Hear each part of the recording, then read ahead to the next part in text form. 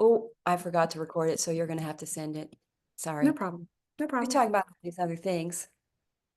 Good stuff. Yeah. Good stuff. All right. Madeline and I are excited for this cosmic chat because we have got some significant goodness to share with everyone. Big time things happening. Okay. And I do believe, let me make sure we're live. Let's see. Yes, we are. We are live. I gotta say it the way Madeline likes me to say it. Okay, so obviously Amalia and Natalia with Karmic Kindness, joined by with, I don't know, my brain just like had a moment. Madeline Parker, she's here. Oh, And we are talking about the Virgo full moon eclipse. Holy moly, we have some significant energy to talk about. Madeline's going to do a deep dive. I'm going to touch in on a few pieces of it, particularly the planetary aspects to the moon for this moon cycle. I was doing some research on this, and it's one of these, well, all the eclipses are such, like they portend so much change, shifts that are happening. And this one will highlight the release of perfectionism and overthinking and the need to control outcomes while encouraging trust and surrender and that spiritual connection. So we've got that Virgo energy of like perfectionism, overthinking, and control. And then we have the Pisces energy, because the sun is in Pisces, encouraging trust, surrender, and that spiritual connection. Now, two things I think that are important to note out of the gate. The first, Venus is in retrograde. So the energy that we're experiencing now as a collective is going to be one that's very reflective on what do you value? How do you, find this place within you where you can take that, your desire, romance, resources, those areas of your life, and be able to reevaluate what is actually important to you. And Venus retrograde happened in March 2nd to April 15th in 2017. So, as Pam Gregory always says, there's an echo of what is happening now. Like something that happened then, there's a bit of an echo of that energy. So if you want to have a little bit of a sneak peek into what you might be experiencing, that's a great place of reflection. And Venus is retrograde until April 12th. So, and has been in retrograde motion since the beginning of March 1st. So we have this energy is very much a part of the story. Then we also have Mercury going retrograde the day or two, depending on where you live, after this eclipse. So even though it's not happening the day of the eclipse, it's happening within that window. So that's another area to really be considerate of. Most of us know the Mercury retrograde energy, travel issues, tech issues, communication breakdowns. So just be aware of those things. Give yourself extra time for travel. Be aware of the thoughts you're thinking, the words you're using to express yourself. Eclipse times are a really beautiful time of deep release and healing. So you may notice some unexpected things happening within your Virgo and Pisces houses. And if you don't know where that is, when Madeline goes over all 12 houses, she's going to be sharing with everyone, okay, wherever your sun, your moon, and your rising sign are, listen in. That's going to give you an idea of where your Virgo Pisces houses are. She'll be literally telling you if you are, I'm a Scorpio ascendant. She's going to say this eclipse is falling in your whatever houses. I can't think that quickly to figure it out. So there's, we're going to be giving you so much really valuable information today that's going to help you through this. So, pay attention to these little nuggets. Really quickly, I love to share well, let me give you the 411 on when this is happening. So if you live on the East Coast of the United States, this is happening on March 14th at 2:55 a.m. If you live on the West Coast, like Madeline, or in the Western Pacific time zone, it's happening at 11:55 p.m. on the 13th. So just a slight differential on the dates there. And it's happening at 23 degrees, 56 minutes. So let me show you really quickly the impact chart. So for those who have, hold on one second, let me get this going. You know, I love sharing this because you can see exactly where. Okay, hold on. I've got it on our YouTube instead of on the chart. All right, here we go. Getting all the tech stuff sorted.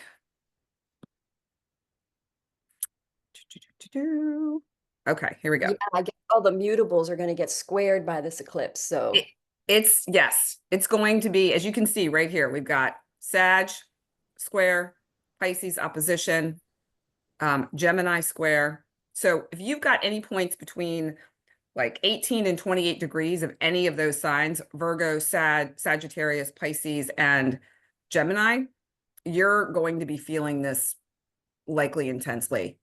There will be things in your life that are going to be highlighted in a way that might feel a little uncomfortable, but really moving you towards your aligned destiny, towards your path that's truly for you. So take a peek at your chart. I have, you know, you can get a chart on my website. You can get a chart on a number of other free websites, and just kind of be able to follow along with Madeline and I as we're sharing what's going on here in the cosmos that's affecting all of us. So, all right, let me just jump in very, very quickly. Virgo is connected to the nervous system and the digestive system. Pancreas is also included in that. Your eyes and ears, sensory organs are also part of the Virgo vibe. So take extra care of that. Maybe, you know, Virgo has a lot to do with your health, your wellness, your day-to-day habits and work. But when you think about what are you putting into your body, how are you starting your day, really be aware of that. This might be a time for fine-tuning and refining. As with every full moon, the moon and the sun are opposing each other in the sky. We've got the moon in Virgo, the sun in Pisces. So we've got this very like analytical, Virgo is ruled by Mercury, you know, this mental kind of energy. And then you have Pisces, which is ruled by Neptune. So it's more etheric and dreamy and imaginative. And if you think about when you put those two together, you can take your dreams and put them into a form that you're able to share, you're able to communicate. But remember, Mercury's in retrograde, so this is more of an inner process than an outer one right now. We've got the moon sextile Mars. I love this because Mars gives you that feeling of courage and passion. And so being able to access that is really supportive in handling any challenge or obstacle that might come up, and giving you that awareness of what's happening and giving you a little bit of courage to maybe step outside your comfort zone. The moon is opposing Saturn. So really, really supportive energy in terms of getting organized, balancing work and imagination, or work and rest. Pay attention to the houses that Virgo and Pisces are in that Madeline's going to be sharing, because that's going to be a highlight for you as far as like creating a disciplined practice around those, a structure. We also have the moon opposing Neptune. So this is giving you an opportunity to surrender control and let go of fears, which sounds easy, but in practice, we all know is not so easy. But we're being guided to the possibility of a deep transition and release, allowing shifts within your wellness and work, because we're talking about Virgo and Pisces. Just two more quick aspects I want to mention. This is another really beautiful one, I feel like, anyway. I'll be curious what Madeline says about the trine, the moon trine Pluto, supporting overcoming challenges leading to transformation, because that's, I mean, Pluto was all about transformation. So I love that this is a trine aspect. It seems like it's very supportive. It's going to take that like disciplined analytical Virgo energy and support the energy of Pluto, leading us into a transformation and rebirth. And then final thing is we've got the moon opposing the north node, conjunct the south node. You know, we've got this eclipse vibe going on here. This is pretty much it. Releasing the illusions of what we have thought, you know, what we have experienced up until this point, and make way for new beginnings. So it's a huge, huge eclipse. I texted Madeline earlier and I was like, we've got a lot to talk about today. I mean, this might be one of our, I don't know if it'll be one of our longer ones, but it might be, because there's, this is just, a little bit of what is happening. And I know Madeleine's going to expand even more. Just huge, huge. And then one final thing, and then I'm going to hand the mic over to Madeleine. The flower. Holy moly, this Oh, flower. flower card already. Oh, I'm excited. For the overarching theme for this Virgo full moon eclipse. So I'm part of this, it's called a flower evolution program with Lotus Way. Everyone who watches us regularly knows that I love Lotus Way. It's such a huge part of my work and my life. And, I recommend the products to all my clients. And whether you purchase products from them or you just take a screenshot of the flower, what's fascinating to me is the flower that I'm working with this month is the flower for everyone this month. And I find that fascinating because this flower, I actually resisted when I read what it was for, what it would alchemize and focus on in your life. I was like, oh, I don't know if I am interested in this flower this month. I think I might just push pause and work with a different flower. And then I got an email with a little more information about the flower from Katie Hess, the founder. And then I realized, oh, dang, I actually really need this, even though I don't want it. So this is the flower. It is the red Wow, we've penstemon. never seen that one ever. It is, to me, like it's very similar to the wild snapdragon, which was our flower for the last full moon, I do believe. I'll double check, but I'm almost positive. And it's very similar. It's basically just like the wild snapdragon, except it's red instead of yellow. And what is fascinating about this is like, so Madeleine, when you look at this, what comes to like your mind and body when you look at that? Well, the first thing that comes to me is just movement. Like it's Uh-huh. just things are starting to move forward here. Like yeah, that Yeah. fire, it's motivated, things are changing, shifting. There's a wind Okay. I flowing. love this. Yeah, I love this. So, and I love that you're wearing red today too, which is kind Oh, of that's fun. Uh-huh. So synchronicity. this flower grows in temperatures of over 100 degrees. So it's extremely resilient and extreme. Wow. It's really doesn't mind the heat. Okay.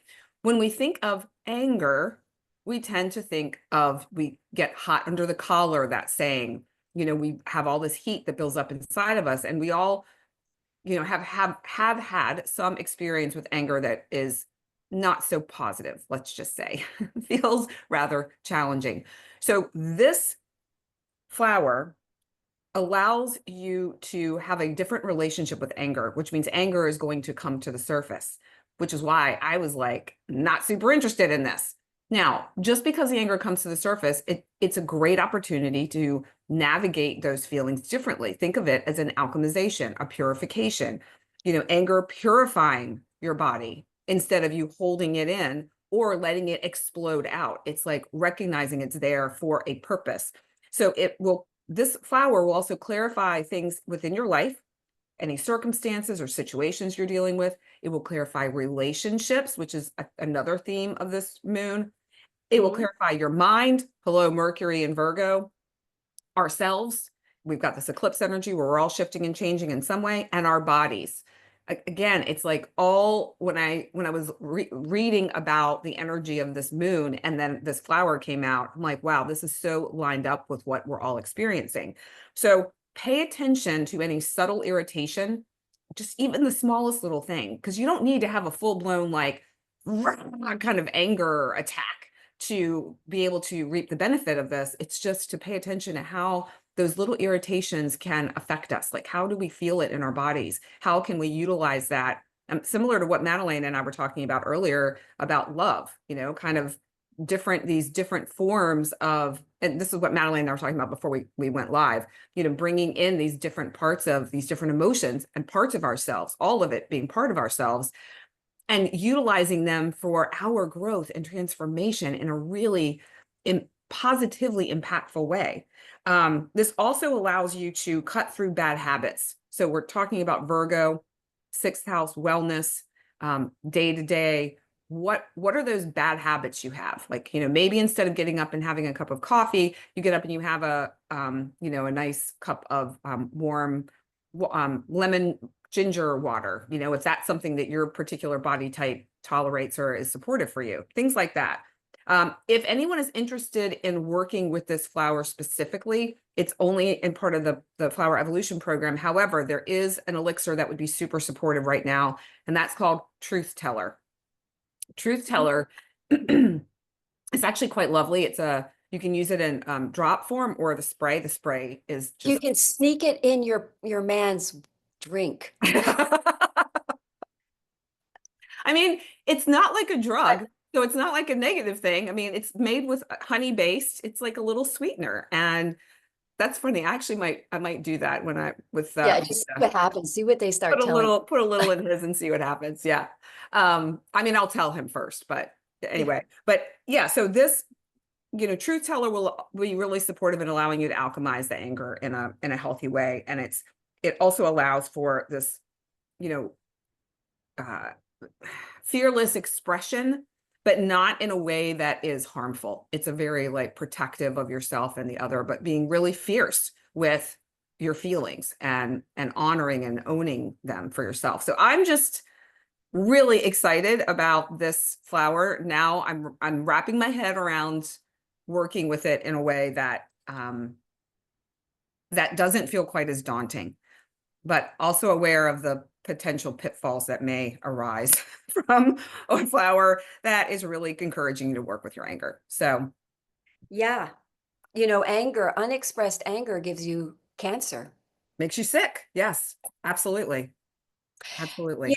And there's, I don't know if you're ready for me to talk, Yeah, but yeah, go. Yeah, absolutely. Thanks. well, so this eclipse is a lunar eclipse. So when it's a lunar eclipse, we're shifting internally. We're shifting Mhm. emotionally. And like you mentioned, Venus is retrograde, Mercury's about to go into retrograde. So yeah, we're making an internal shift that then plays out externally. We then shift something in our life because of a shift within. And so these eclipses really show where you are in your soul growth or where you are in your evolution, because like that card was showing up, your anger can come up, which is healthy to have anger. It's just, where are you? Are you reactive, or can you be constructive with it? Can you funnel it, and can you bring awareness? Because this eclipse you can either go back into shadow version of yourself, or be a triggered reactive, which happens, but we're trying to grow above that. So you can be conscious of this during this eclipse, and if you're seeing this, it'll help to take that and not be triggered, and to be more aware. And I'll go through it, all the 12 signs, how to be the more higher aware response in this shift, these major shifts that are about to happen, Uh-huh. Oh which yeah, girl. that card was very indicative of. Yes. I know. I was like, wow. And I don't think that's ever happened before in all these months that we've been doing these cosmic chats and the flower support, where the flower that I'm currently working with is the flower that is showing up for everyone. Yep. That to me just really shows how strong this energy is for And how everyone. cosmic all are together, like how all these energies are shifting us all together. Yeah. You know, Yeah, that's a good point. Yeah, definitely. that's the wonderful thing about astrology, is we're all in this together. We are. That actually brings us closer and pulls people together more, like knowing that we're all in this together. We're on this planet, at the same time. So, as whoever's here with us, basically. So it's Yeah. like, to see it as we're all together is the energy of astrology. It's the 11th house. So Well, anyway, you want to share the chart with us, sure. Madeline, and give us Sure. your Yeah, so this eclipse, this is a set of series of eclipses, and if you want to go back and really understand where this eclipse is taking you in this round, as it were, go back to 2007.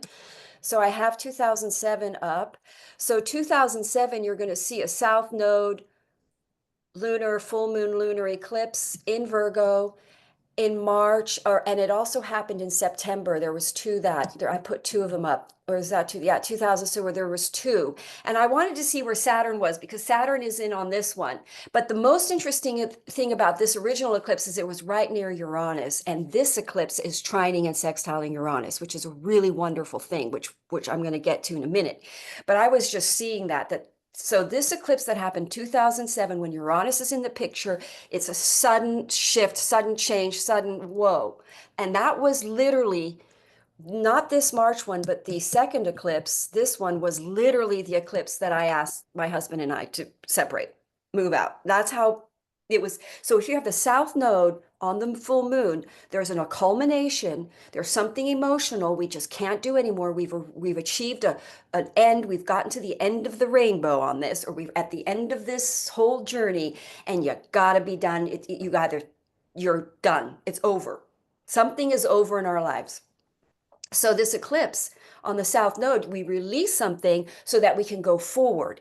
It's like dropping a weight so you can fly. It's Hmm. and when you mentioned early on about what do we really want to bring with us, what's working in our lives, what's not working in our lives, we leave it. There's something that's not working in our lives that we may have been working hard on because Virgo's a hardworking energy. So we may have been trying to make a career for ourselves this way, or we've been trying to do something, and it's not quite in alignment. Obviously, eclipses take us more to what our incarnated purpose is for, what we're really here for. And we're evolving in these eclipses more towards our true destiny. And we're letting go of illusional things that were not our true, or a part of our incarnated purpose, right? And but this is an emotional thing. We're done with something. We're giving up. We can't do it anymore. The fire for it isn't there anymore. The it doesn't fulfill us. And also there's going to be in alignment with this eclipse some sort of spiritual evolution in our soul that makes this shift in us, that makes it no longer worthy or worthwhile our effort, our constant day-to-day routine or effort at something. So in other words, it's kind of like we discover that it isn't in alignment with the divine will of our life and it isn't fulfilling us. So we suddenly become very aware of an emptiness around this thing. I like, for instance, my marriage. It wasn't going to fulfill me. It came to that point where I could see there was no future anymore. So that's where we are. We're going to go through all the 12 houses. But at the same time, also at that time, 2007, I started doing tarot reading because I was going through that trauma, basically. So I started really going forward towards my spiritual um, destiny to explore. And one of the wonderful things about this eclipse, it's like this is an eclipse where we align with so basically we're releasing what isn't doing good for our life, or even if we're not really doing good in service. So in other words, if we're not like whatever I was doing before then, I was doing other things in other careers. I was always seeking some sort of a career, but it wasn't the career that I would do good in the world with, as it were, or it wouldn't be my highest service. Hmm. So you're shedding skins until you find the thing that puts you in your highest path of service, which is divine, our divine will, the divine will of our incarnation. So yeah, so on this eclipse, let me get to this eclipse now. Let's get to this one and I'll pop these guys out. Um, so so in this eclipse, again, there's a releasing of a lot of it is our perceptions too, because once we shift a perception and we see something, that's when we can make a shift because you have something that you see that you want more of, and we're starting to get a taste of our new cycles here, of this whole new earth, the whole new earth that's about to come in, the whole new cycle that we're all about to start in Aries season when all these planets are going to shift into Aries. So there's something that we see right now in clarity that we're giving up on, that we're dropping away, that isn't doing good for our life, basically. I mean, that's a really simple way to look at it, but it's basically a spiritual, we're evolving spiritually in this eclipse. So, and by the way, people that are squared on this eclipse, it's going to be harder. It's going to be harder for the squares because it's forced release. A lot Mhm. of times when you have a square, it's not a choice. So, and most eclipses are not, they're not choices flat across the board. They're usually not. Mhm. But the loss is going to be something that you might be more attached to, and it creates an ego resistance around when it's a square. So the more you let things go right now, the more you just don't fight it, the more you just anything that's coming out and going away out of our life right now is supposed to. Anything that's coming in, welcome it. It's part of the new life that we're having, and Saturn is in on this, which means it's going to last a long 30-year cycle here. um this is serious, kind of new. It's aligning us with something that we can really put our teeth in, that we can be really serious, we can work really hard on, and it's a new direction for us that's in alignment and brings hard work. But see, here's the thing, is it's because of the Pisces. You see, this is my favorite eclipse line, even though it was hard for me, even though it's really hard to go through some of the changes and to let go Mhm. some of the things that we have to let go of. Where it takes you is just so much, it's liberating, because Pisces is the energy of liberation, and it liberates our soul. We become liberated from a material attachment, and we're liberated into a spiritual state from it, and we transform. It's a transcending eclipse. And again, it depends on how attached you are to that which we have to release, which determines how well you sort of travel through this eclipse. And then Mars, don't forget, is ruling the planet Mercury, which is the ruler of this eclipse. So Mercury is about to go into retrograde, but remember, Mars is in Cancer, so it's debilitated. So there is Mhm. emotional moons, full moons, emotions come out. There's an emotional release, like you were saying. Um, um, and but it's the end of this pattern, an end of a negative pattern. And it's karmic. It's part of this karmic release where we're no longer fitting in an old material realm. Like it's our material world doesn't fit the spiritual growth that we've had. So that's a way to look at it. And these eclipses often can trigger fears, and because it triggers a lack of control and mutables. And it's a mutable eclipse, so it means it's going to be better. We're changing and adapting for the better. So and it has this beautiful trine sextile here. We're going to talk about this now.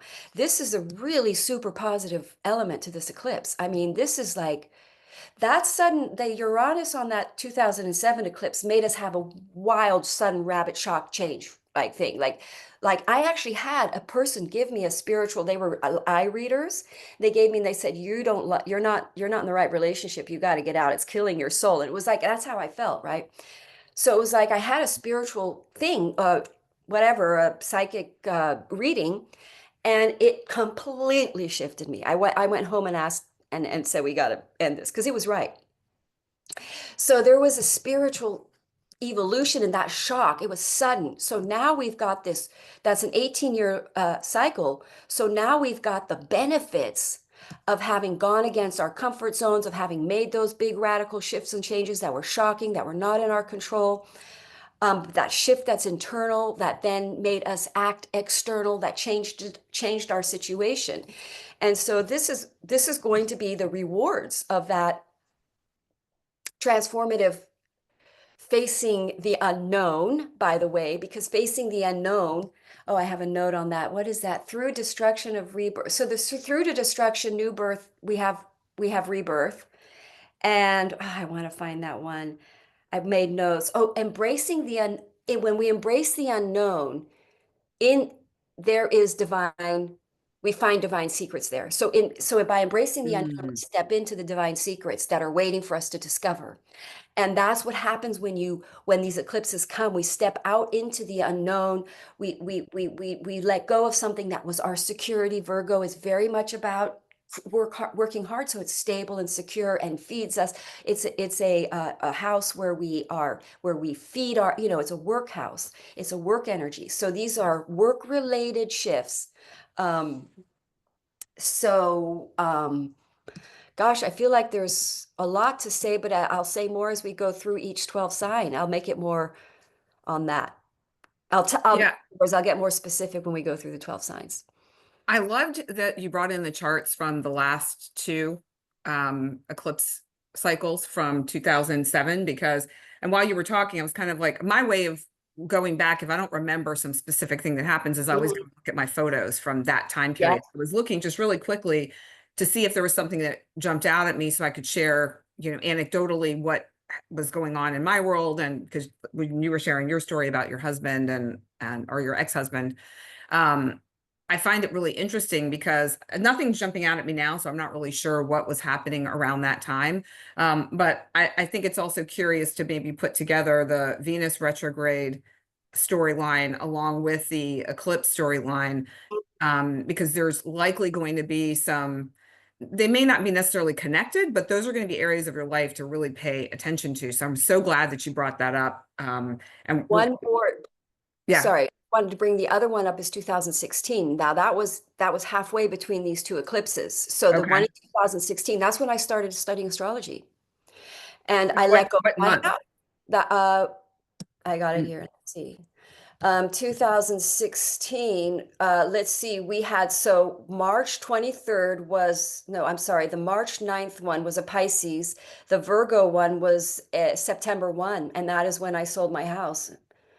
Mm. So yeah, these were the eclipses that, so that was, so so if I'm going to use me as an example, that's when I started astrology. I'd already started working as a tarot reader. Then I started studying astrology, and that's also when I sold my house. So I let go of my ex-husband, then the house. So it was like it's all in alignment. So now on this eclipse, interesting things are happening. So, okay, Madeline, so fascinating. 2016, I know that one. That was also that was around the time that my marriage was Mm, ending and mhm. ultimately led to me moving and leaving that Yep. house. And now I'm in the midst. I believe that this eclipse is going to be falling on my fourth and 10th houses. Um, is that true?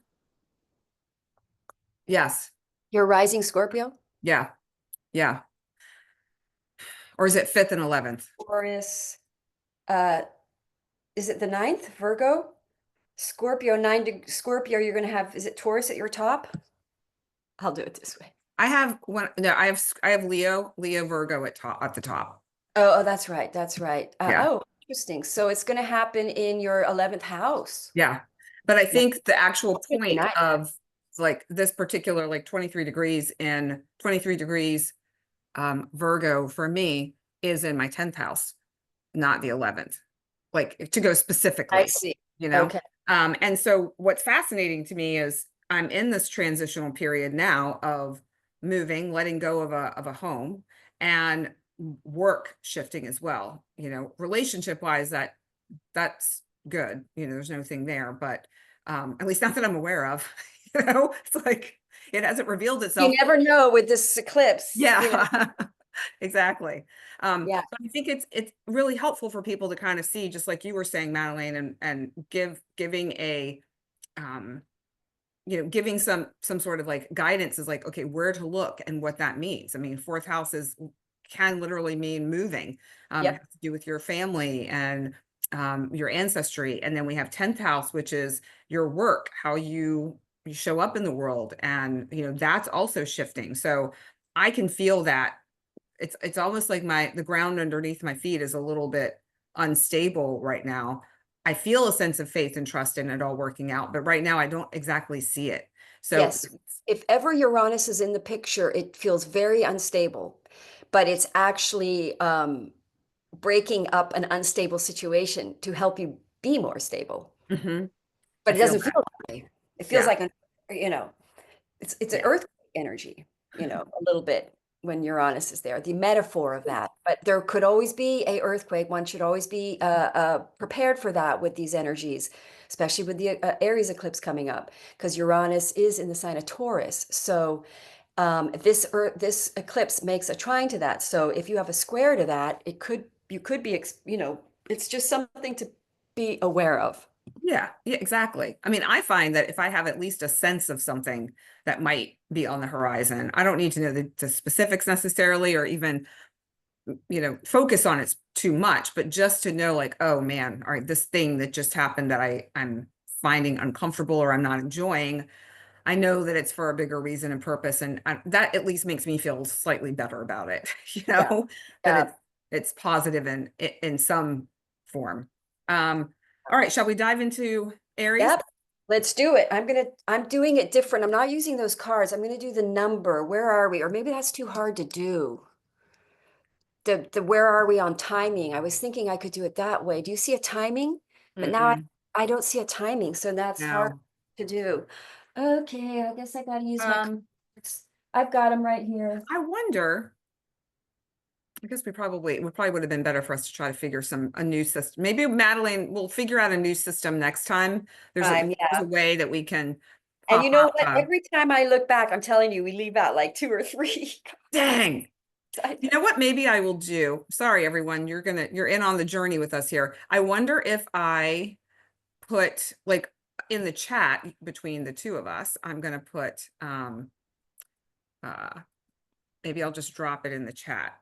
And then that way when we get the chat, Madeline, it'll have the time. Uh, Oh, okay, although yeah. that's not going to help because it shows the Right. time, but not like the time in the video. So never mind. Okay. All right. We'll keep doing this. All Yeah. right, Aries. So this is going to happen in your sixth house. So that's, that's like the Virgo house. So what's happening for Aries right now? Well, they're really letting go of bad habits, addictions, patterns of relating in the world that's stressful. They're relaxing more. They're going to have Pisces over their 12th house. So there's a lot going on with them karmically right now. It's a very karmic transit because whenever you have the South Node is karmic, but it's also very spiritual. The South Node in your chart is where we're supposed to become, where we're learning to be more spiritual and less material, right? So, so Aries are becoming less money motivated, less security motivated, less sort of driven in the very Aries head way, and becoming more concerned with not as much status as they are more concerned with helping others and being of service, of true service. And they want to purify their motives, and they want to be of pure service and humility and releasing karmic. It's almost like they're putting down the, what's that term? There's a word for it. They're taking the monkey off their back, or they're taking their ego. It's about ego versus service. And the Aries can be quite ego. So that it's like they're breaking through the ego to be of service. And they want to know what that is. It's almost like they want to operate in a less ego way because it hasn't worked. And so there's a new belief. It's like a shift from within. It's like not because this is the energy of releasing control, but it's almost like releasing control because you don't have any control. So you may as well give up. It's a surrendering. This is all about surrendering. And also this, so what happens instead, right? So the North Node of that South Node moon, full moon, you realize is no longer working for you. It creates too much debt, is creating enemies, and it's like you're coming to a place of realization that a way of operating is karmically causing more karma, and so now you want to be of pure service. And yeah, because I wrote all my notes here. I'm going through my notes. Yeah, just releasing negative habits. And then with that trine, so that trine, and by the way, a sixth house is not an easy house to have an eclipse in. It's a bit hard to face. It's like you have to face something about yourself, and it's not easy, it's painful. So I don't want to underemphasize some of the challenging parts of these eclipses, but the good part that happens is a surprise opportunity comes in that you can be of really high service. So it's almost like the Aries are now ready to step into. It's almost when that shift happens, when we make that shift inside. We were talking about this earlier. Remember how when you make an internal shift, because this eclipse is about internal shifts. So suddenly an internal shift happens to the Aries person where they're suddenly shifting, and that energetic shift suddenly puts them in the right energy for success at something they've been trying at that hasn't been successful. So it's like this shift, they're healed. It's a healing. This is about they've healed something. And it is a control thing that they've healed. And it's about, because they've got Earth over all their work houses, right? They've got Capricorn over their 10th and Earth houses over their works, was a Taurus over their second. So it's like that's a very kind of trying to make traction all the time. And whereas now there's like this flow energy, this trusting, this spiritual. I want to do what is divinely willed. I want to do what it was intended for me to do. I don't want to fight. I don't want to be in my head about it anymore. I want to seek alignment with this service. But this opportunity comes in that rewards that shift. That's what's so beautiful about this eclipse. It's a really nice eclipse. You can get over the bump, the ego bump, but it's about failing at something. And then in that failure, we're more in alignment with a true service. It was failed because it was coming from ego rather than, shall we say, doing good, the motive to do good. And so that's shifting for the Aries. And so they get this beautiful thing happening that they then are in alignment to do good and of high service. Okay, well, Aries has the passion flower as their flower of support. And this literally is giving Aries directions on what to do during this moon cycle to be supportive. It's sleep more. Yeah. Rest. That's what Aries needs to do right now. And you were touching in on that a little bit. This flower allows Aries to let go of mental chatter in order to relax. And as they relax, they are able to refine their intuitive and spiritual connection, which is that Pisces energy. And that is, we've got the eclipses here. So it's laying that foundation for the future for them. So Aries just rest. because Aries have Pisces over their 12th house also. So if they, and also it's like letting go of being busy, you then can, this just what you said, absolutely perfect. But also they have Pisces over their 12th house. So they have spiritual awakenings when they travel, when they go in nature, when they go by themselves, when they're not like, because they're quite charismatic people, Aries, they got a lot of attention, So when they really get their spiritual growth without the ego, whatever, ego praising. Yeah. I love Aries. I don't mean to be hard on Aries. I learn a lot from the Aries in my life. We can all do well to have Aries in us. Yeah. Oh, absolutely. Yeah. It's But not I a won't negative thing. It's hard like, on it's all the different pieces of us, the facets. Yes. It's I have important. my Jupiter in Aries, so I have Aries in me. Love that I do. Yeah. Taurus. Okay, Taurus. So Taurus, you guys are The going to card, Natalie. Oh, yep. Thank you. Thank you, mucho. Taurus. My son's moved to Puerto Rico, so I need to learn Spanish to go visit. Okay, Taurus. I gotta hold it up a minute. All right, so this is happening for Taurus in your 11th house. Wow, how great is that? That's really nice. Good luck house. That's like a dream wishes house, your dreams, your aspirations, and it's friends groups. And so for Taurans, there's going to be some sort of like I'm sorry. Sorry, guys. I'm wrong. I take that back. What am I Fifth thinking? house. Yes, sorry. I got to fix something. All right, let me do this the right way here. Sorry. Taurus, it's going to be in there. Let me get to it here. Taurus, this Virgo is in your 5th house. All right. So that's letting go of friends that are not people pleasing, letting go of trying to make friends all the time, letting go of a friends group that are just not the right group for you. And this is about learning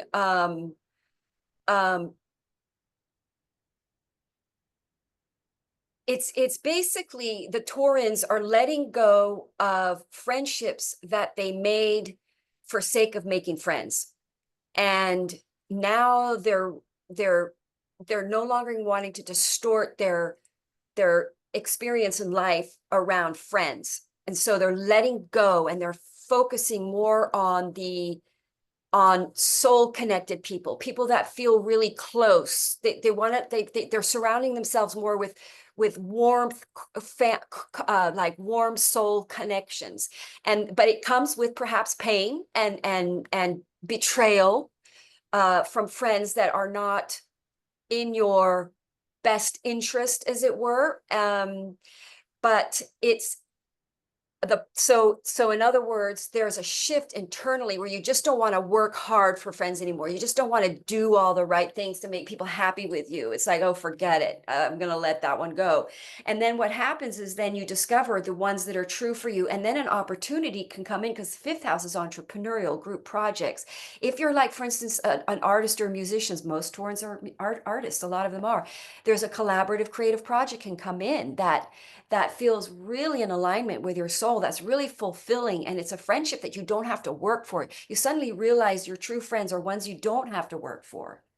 And then this new opportunity that comes in, or a new friend comes in.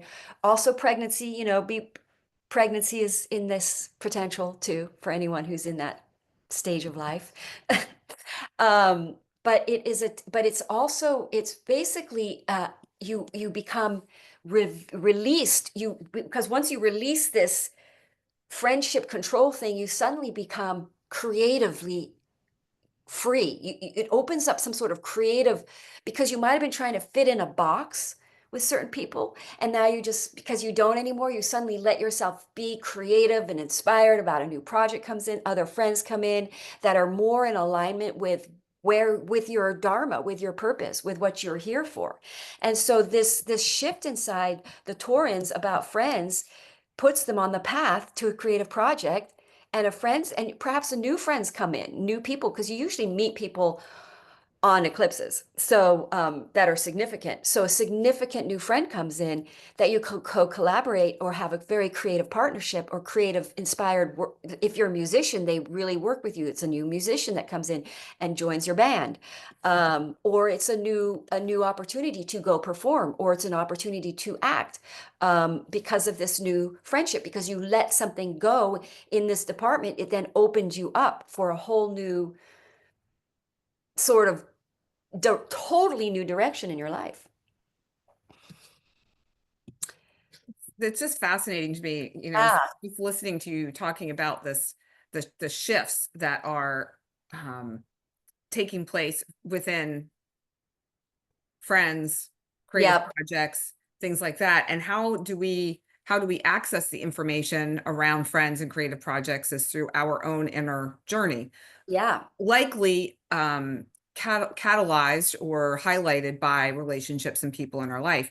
So we have the gardenia Ooh. for Taurus, and the gardenia, when you look at this flower, it looks very pure. It's this like beautifully pure white flower, but there's all these petals, all these different facets, and all these different parts of this flower. And so it's also encouraging Taurans to access their shadow side, like the darker side of themselves, in order to come into a place of purity. And the place of purity comes from embracing all parts of yourself, loving all parts of yourself.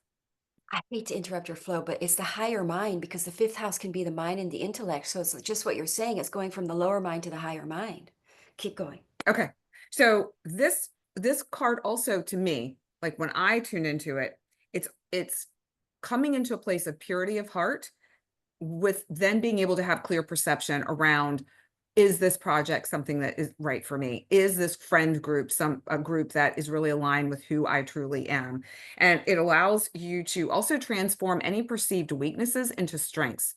So it might be that a friends group is telling you something about yourself that isn't really, they're not perceiving it quite the way that is best for you. Like, they may see it as a weakness, but really it's your strength. They may not like it because it goes against something that they feel strongly about, or their belief system in some way, but really it's who you are. And being able to really see things clearly and shift your perception around yourself and the people around you is pretty much what the gardenia is supporting folks to do, and lines up quite beautifully with what you shared as well. Yes, yes. Hmm. And that higher mind thing, because here's the mantra, as it were, for this, because I wrote all a bunch of notes. So your mind is a divine instrument. Purify it through wisdom and devotion, and you will create reality with intention. Mm, That's yeah. for Taurus. Nice. Create reality with intention. Love Yeah, it. yep. Okay. Gemini, my dear. Gemini. Gemini. This blue background, just so everybody knows, I don't know how to get rid of this blue background. I got stuck with it. I was playing around and I know it, I know how to do my background, so it's not there. So I'm just saying, when I Well, figure, if anyone has any tips that are yeah. watching, drop it in the chat. I'll be popping back and forth to take a look. Thanks. All right, so for Gemini, Gemini, this is happening in your, let's get to Gemini here. Where am I? Am I in Gemini? Gemini, yeah, this is happening in, I just got to get to whole sign. I'm in Placidus here, sorry. Um, so for Gemini, this is happening in your boopity boop fourth house. Wow. So you're letting go of a living situation. You're letting go also family karma, also family patterns, family habits, things that you just did because they were what the family did. It's it's the house of our ancestries, and it's where we're from. So we're evolving, we're all evolving. So we're letting go of family habits, ancestral wounding. We're healing. It's very spiritual. It's where was our ancestors fear-based, too material, too attached. And it can also play, so we're making an internal shift here, which then puts you in a position to really attract your true family, your spiritual family, you're leaving a pattern, and so you're making a higher family, a better home. And you're leaving some of the old ways of seeing, because we have to let go of the old ways, old perceptions. This eclipse is about releasing old perceptions all the way around. So we're old family perceptions, and we're finding a more spiritually aligned way to live, home, family. It could be that you move in and you live with someone who feels more like home. You want home. You want a safe and secure nest. It's about finding your true home. Um, Let me get my notes on this so I don't leave anything out. Because when I write my notes and then afterwards I go, oh, I forgot to say that. So it's like for Gemini, it's like there's a very big karmic clearing in this one, because whenever you have the cardinal houses, you're getting kind of more of a notable shift. And it is ruled by Mercury, Gemini, and this is a Mercury full moon. So you're realizing where you're living isn't enough. You're realizing, remember, the full moon brings a culmination. It's the end. You're most likely going to move when an eclipse on your fourth house like this. And basically, you're meeting also it's your emotions. Yes. So there's an emotional, an awareness of a habit of emotional issues. Like I was talking to you earlier, in Vedic, I'm Gemini, so it works. I listen to both. So I became really shifted in an emotional struggle that I had around love. We were talking about that and how I can use it as strength rather than pain. And so so Gemini are healing some sort of emotional, deep wounding, ancestral wounding, and then they're going to shift it and become spiritual with it. So you let go of an attachment in that. That's where it happens, is you really release an attachment and then you embrace sort of inner harmony. So basically, the Gemini are finding peace with subconscious emotional troubling that they're just carrying on from their past. It's just baggage, basically. Um, yeah, you're clearing ancestral wounding, and healing the divine mother energy within. These are all my notes. Mm. Um, so it's basically it's basically ending habits that are just for the sake of that you're unconsciously doing, because it's just habit. That's what this is. This full moon is basically realizing what we're unconsciously doing on a day to day that isn't beneficial for us. So Gemini, and then we've got this wonderful opportunity coming in, right, with that sextile. So you make that shift. You could maybe get into your true right relationship. You suddenly know what you really want, where you want to live that really enriches your soul. And then again, these shifts and things that are occurring, you're going to move. Um, things are going to things are going to shift really quickly because this is a big energetic shift. You suddenly have the confidence to not stay in the nest, as it were. The psychological nest of mother, of what mother did, of what mother wants, of what felt like home. Suddenly you realize what's your soul home, where do you really want to go and live and build a family. And then there's some beautiful opportunity comes in. I mean, it could involve you get a really good offer on a house, a big income offer, a big beautiful place shows up that you've always dreamed. You're like, I can't. You manifest like this in eclipses when you shift. Suddenly your dream house appears, and you're like, oh my God, I can't believe. And you can move at the same time that you realizing that you're only living there because it's felt like where you were as a child, or Familiar. nostalgia. Hmm.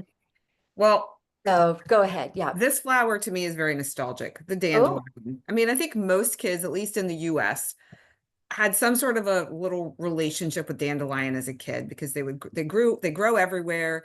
They're like the some of the first flowers of spring, and you pick them and it's just like fun. And um it's, to me, so reminiscent of that fourth house sort of energy when it comes to that family connection, your childhood, your ancestry. And the dandelion also encourages us um to be aware of where we hold tension in our bodies. And mhm. I find, and maybe this is a story I'm making up about tension in our bodies. When it comes to family, the tension in our bodies, those things when we get together with family, there are certain things they get emotionally get activated in us and we kind of hold on to it. Maybe not saying something because we know it's going to create a big ruckus. So we just kind of hold that in. And when we hold it in, we are actually creating disharmony in the body. This is kind of the overarching theme with that red penstemon even brings up. That creates disease. That creates issues within the body. So this dandelion, and I would say even for Gemini's, dandelion tea might be a really supportive, easy way to help navigate this, especially when it comes to family stuff. I think family stuff is one of the most challenging places for us to work through Mhm. issues. Um, Dandelion also supports mental freedom and clarity, which I love because this is a mercurial ruled eclipse. So this may feel a little bit challenging, but it's really so alchemizing for Gemini. Um, Yeah, and look at that dead flower there. It's like that's the thing that's going. yes, just like let it shrivel up. It doesn't need to be a part of your life Yeah, anymore. and it's the mutable sign, so they're the ones that are going to have kind of the most jarring, Yeah, shifts, you know. yeah. So So they may yes, end relationships. That looks like a perhaps ending of relationships, too. so drink some tea, I would say. And again, aligning with your more divine connection. Yeah. All right. Cancer. Here, this is in your third house. I know very well this eclipse. I study it quite solidly. So for a Cancer, rising sun or moon, now both basically, this is going to be very powerful for Cancer because they're ruled by the moon. You've got Mars in your first house, so you're very emotional. Oh my God. I went to an event last night and I just started crying. Just because they did this beautiful presentation of struggle and win, and it was tearing up. So Cancers are very emotional. A man, Oh. if a man walks across a room with a flag, I start crying. Just and if there's a music playing, so anyway, so yeah, so Cancers are going to feel a big emotional release, and it's some kind of an ending of a perception for sure, because that third house is about our mind, our thinking. And let me get my notes on that. So on the so this is where this is such a big shift for Cancer, because when you shift your perceptions about something, this is a spiritual shift. Like for me, I started doing tarot. I was like on the same eclipse, and then I started doing astrology. So suddenly you believe in something, and I didn't believe in astrology. I remember asking someone, "Is it really real? Do you really think that the planets up there can?" Like, I just didn't believe it. And they went, "Yes, I really do." And then I thought, all right, well, I really believed her. So I went and studied it. I couldn't believe it. I was blown away. That's that Uranian thing. So there's this sudden shift in a belief, like, like that shifts your destiny. Like shifted my work. This is a work house, the third house. So it's like it shifts how you, it, it actually, I think it's a desire house. It's a desire house. So so you suddenly desire something different. You go for it is also a work house. It's a business house, communication, media. You could let go of a social media thing. You suddenly have an awakening. You want to go a different direction, a different spiritual direction, and you let go of a habit, a day-to-day way of working on your dharma, which is this is a dharma one for Cancer because they get shift more into their dharma. It is for everybody, but this is really clear, like boom, you're on your path. Like I put me on my path of astrology, which is my love. It's crazy that I didn't find it until then. So anyway, so this is a big spiritual shift for Cancers. They wake up to who they are, what they're here to do. And by the way, Cancers are really in for a windfall on this eclipse. And many people are, not just Cancer, because of that Uranian trine to the eclipse. So sun liberating news that can either take you traveling, but liberates you financially. Because there's some sort of a shift here to a more spiritual realm. And I think Cancers are one of the one signs that really need to walk a spiritual path or they starve. I mean, in other words, their dharmic path is the way they're going to be fed. Not everybody is fed on their dharmic path. They feed. Um, but so this eclipse is going to clear a fear. Like for me, it cleared the fear of ending my marriage. I was too afraid to be thrown out into the world. So this is emboldening. It gives you a lot of faith. You don't even know where that faith is coming from. Well, it's coming from the eclipse. It's coming from the planets, the North Node in Pisces.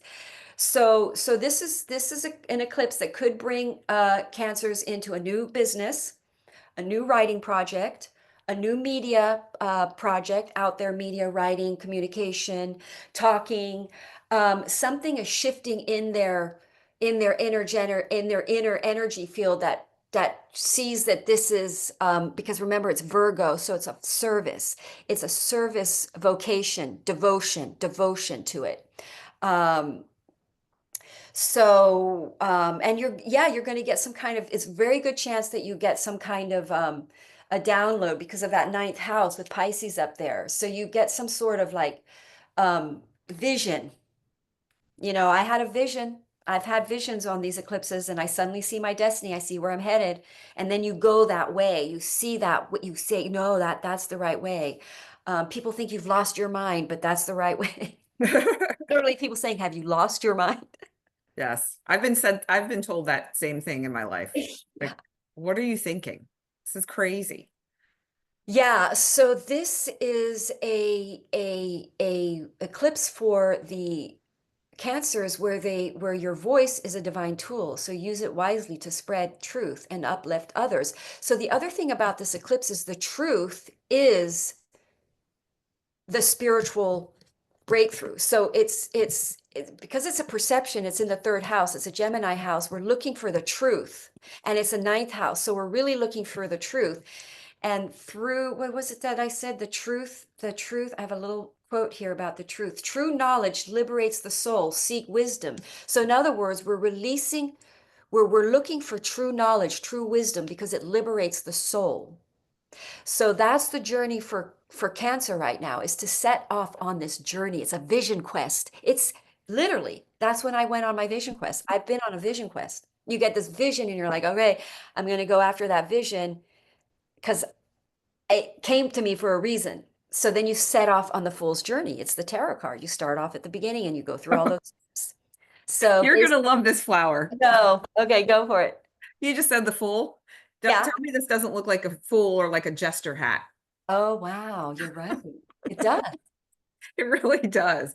So Were you done, Madeline? I don't know. Yeah, Okay. basically going, jumping deeper into your dharmic calling and without seeing where it's going, but having a vision. Go ahead. Okay, so we have this is the bee balm for Cancer, and bee balm allows us or allows Cancerians to be a little more lighthearted, bringing this natural balance into life. And there's a feeling of hopefulness that comes through stillness with this flower. And when you're in that place of stillness and the hopefulness arises, it's almost like this calm that comes from within that allows you to navigate whatever transition or trauma or heartache that has moved you or propelled you into this direction. So the bee balm comes in. It's almost like I mean, I think of balms, I think of salves, something that just smooths out maybe some rough edges or rough energies. Um, kind of with Madeline, I'm thinking there could be this energy of a heartache that is soothed and Hmm. now allows for this opening of a transition into a whole new paradigm, a whole Yeah, new shift. yep, And when it comes to heartache, it's also there's usually another person involved. And where yep. are they on their journey? Are they lining up? Are you kind of like now being able to move parallel to each other and then can come together and walk that path as one unit? Yeah, I mean, that's so interesting because the series of eclipses for me involved ending that relationship with my ex-husband and then moving out of the house, selling the house. And both of those things were my sources of security, and Yeah. safety. So yeah, that's suddenly like a spiritual breakthrough where you trust. But making that shift inside, what I Yes. just what we were talking about. Yeah. Yeah. Most definitely. Yeah. And the other thing too about this card is like with all the purple in it Yeah, as well, and the green. So we've got I see. green like heart, and then we also have this purple of this divine energy that's coming in to soothe in a way, to comfort, to be there as you go through this transition, which I feel like for Cancer has been happening for a little while. It's Hmm. just now it's kind of we're reaching this culmination point in a way for there to be an something opening up with the heart, something else that's going to show up that will, and it's communication related. Heart chakra opening up in these energies for sure. But that card, yeah, that card, see that green in the center is Virgo, because when you do astrology, you usually put green for Virgo or green for Mhm. earth signs, and then purple is Pisces. So you're doing the Virgo Pisces axis right there in that card, which is Yeah, the realm and the physical realm and finding that breakthrough. And yeah, cancers are breaking through in a way, some sort of ego control yeah. into more flow. So nice. Okay. Woohoo! So Leo, do you want to pick a Leo. card? Oh, gracias. De nada. There's an Indian restaurant just opened up on the corner here of my little town. And I used to live in Nepal. And so I know a little Hindi. So I go in there and talk Hindi with them and say namaste and dhanyabad. And That's it. I know 5 sentences in Hindi and they're like shocked. I go in there. Oh, but I bet that really probably makes them feel really joyful and happy that you. Yeah. And they're all into astrology. And then they said to me, and I said, the first night they opened, I went, wow, you guys went, just business was crazy crowd. And they said it was because of your blessing. Isn't that nice? Oh, that really is. Yeah. You're walking your divinely guided path, Madeline. Yes, I think I Yeah. am. I hope so. All right. So Leo, gosh, Leo, Leo, Leo. Let's get your chart up. I've got my notes to stick up, and then I got the chart. Let me get the Leo on the ascendant here. Okay, Leo. Ooh, eighth house. Ooh, yow, ooh. Just kidding. I'm just kidding. But this is involving your fears, Leo. Okay, that you are going to be Yeah. releasing fears. Try not to get into the fears. It's going to trigger, but try to overcome it. Try not to let it scare you. Isn't it Um, the second house? Second and eighth. I mean, second for the moon, eighth for the sun, correct? oh, right. I'm sorry. I was looking at your Pisces house. You're right. You're right. Right. See, my brain is upside down. Okay. Yes, second house can fear you, can scare you because that had an eclipse in my second house when my alimony died. But it was the biggest blessing in my life because so much happier. I wanted my own career and I wanted to earn my own money anyway. So it was like when you have an eclipse in your second house, some way of making money that isn't great for you, but it's scary because it's secure, goes away, but puts you on your dharmic spiritual mission path. And it actually it makes you let go of something that isn't it that's the theme of this whole thing is that it's stressful, it makes you busy, it was a secure choice. It's what else? A perception that you hold that this is how you have to earn your money. And then what happens is a really good, perhaps financial windfall comes in, a really good opportunity financially comes in. And oh, yeah. So speak with wisdom and truth, and abundance will follow. Those are my words carry divine power. So for Leo, it's almost like they're going to have more faith in. They're taking a risk. They're going more for a. Basically, what's happening for Leo is, and I'm thinking my son on this, is having the courage here to step out and take a risk and follow a spiritual yearning, a calling, your dharma, your path. And it feels scary, but I do think with this eclipse, a really good opportunity comes in like a windfall because this is blessing your second house. So this new way of making money, if it doesn't, or an opportunity comes in that is just perfect. Like if I was to think of my son, for instance, he's doing like his own clothing company. He's got his own ideas, and I love what he's doing. So this for him would be a really good client or a really big sale or a big recognition or notoriety. Um, and so it can really put the Leo out onto the map more. Again, and I should have said that about Cancer too, because it was Uranus is in your 11th house, so you can get sudden visibility, sudden recognition. But for Leo, they could suddenly find a sort of really great way to earn money and feed yourself that is really in alignment with your dharma, that really supports a spiritual path or a risk choice that you're taking. Because you're letting go of the perception that you need to earn your money this way. Suddenly, you suddenly see that you can actually make money and feed yourself through an divinely intended of service. But again, we're all shifting from um, security to service to seeing that wow. And in fact, this is a really useful way that shows up that you can make money that makes you that's of service and it's useful to other people. So let me just quickly go through my notes and look and see what did I do with my Leo notes? Where are you, Leo notes? Leo notes. So basically, Leo are basically believing in abundance, letting go of the fear that abundance is not true, and trusting their abundance and trusting their desire the way to earn money. Because remember, this North Node being in Pisces is going to liberate us. So for Leo, it's like, wow, can I really do this and make money at it? And like, boom, yes, I can. And that shift from the internal fear zone of not being financially supported, that shift, like you just jump into this other way because you sink or swim. But it's okay, you'll swim. But like what happened to me when my alimony dried up, I had it was the best thing for me, and I had to really jump in and throw all my eggs in that basket. And this is in my new basket of earning my own income, and I just fell in love with it. It was like I was the happiest thing. But it's like knowing that you've got something that can make you money, so you pedal that bike, boom, boom, boom, you're going for it. And this is a hardworking eclipse. The new things that come in, we do have to apply ourselves to and be devoted and disciplined. So looks good for Leo. Well, look at this card for Leo. The Wow. strawberry blossom. I feel like Leo's the past several moon cycles have had flowers that have this like kind of bold, Mm, bam in your face sort of energy. great. Like, the night blooming Sirius is one that's similar. And then this is strawberry blossom has a similar feel to it as well.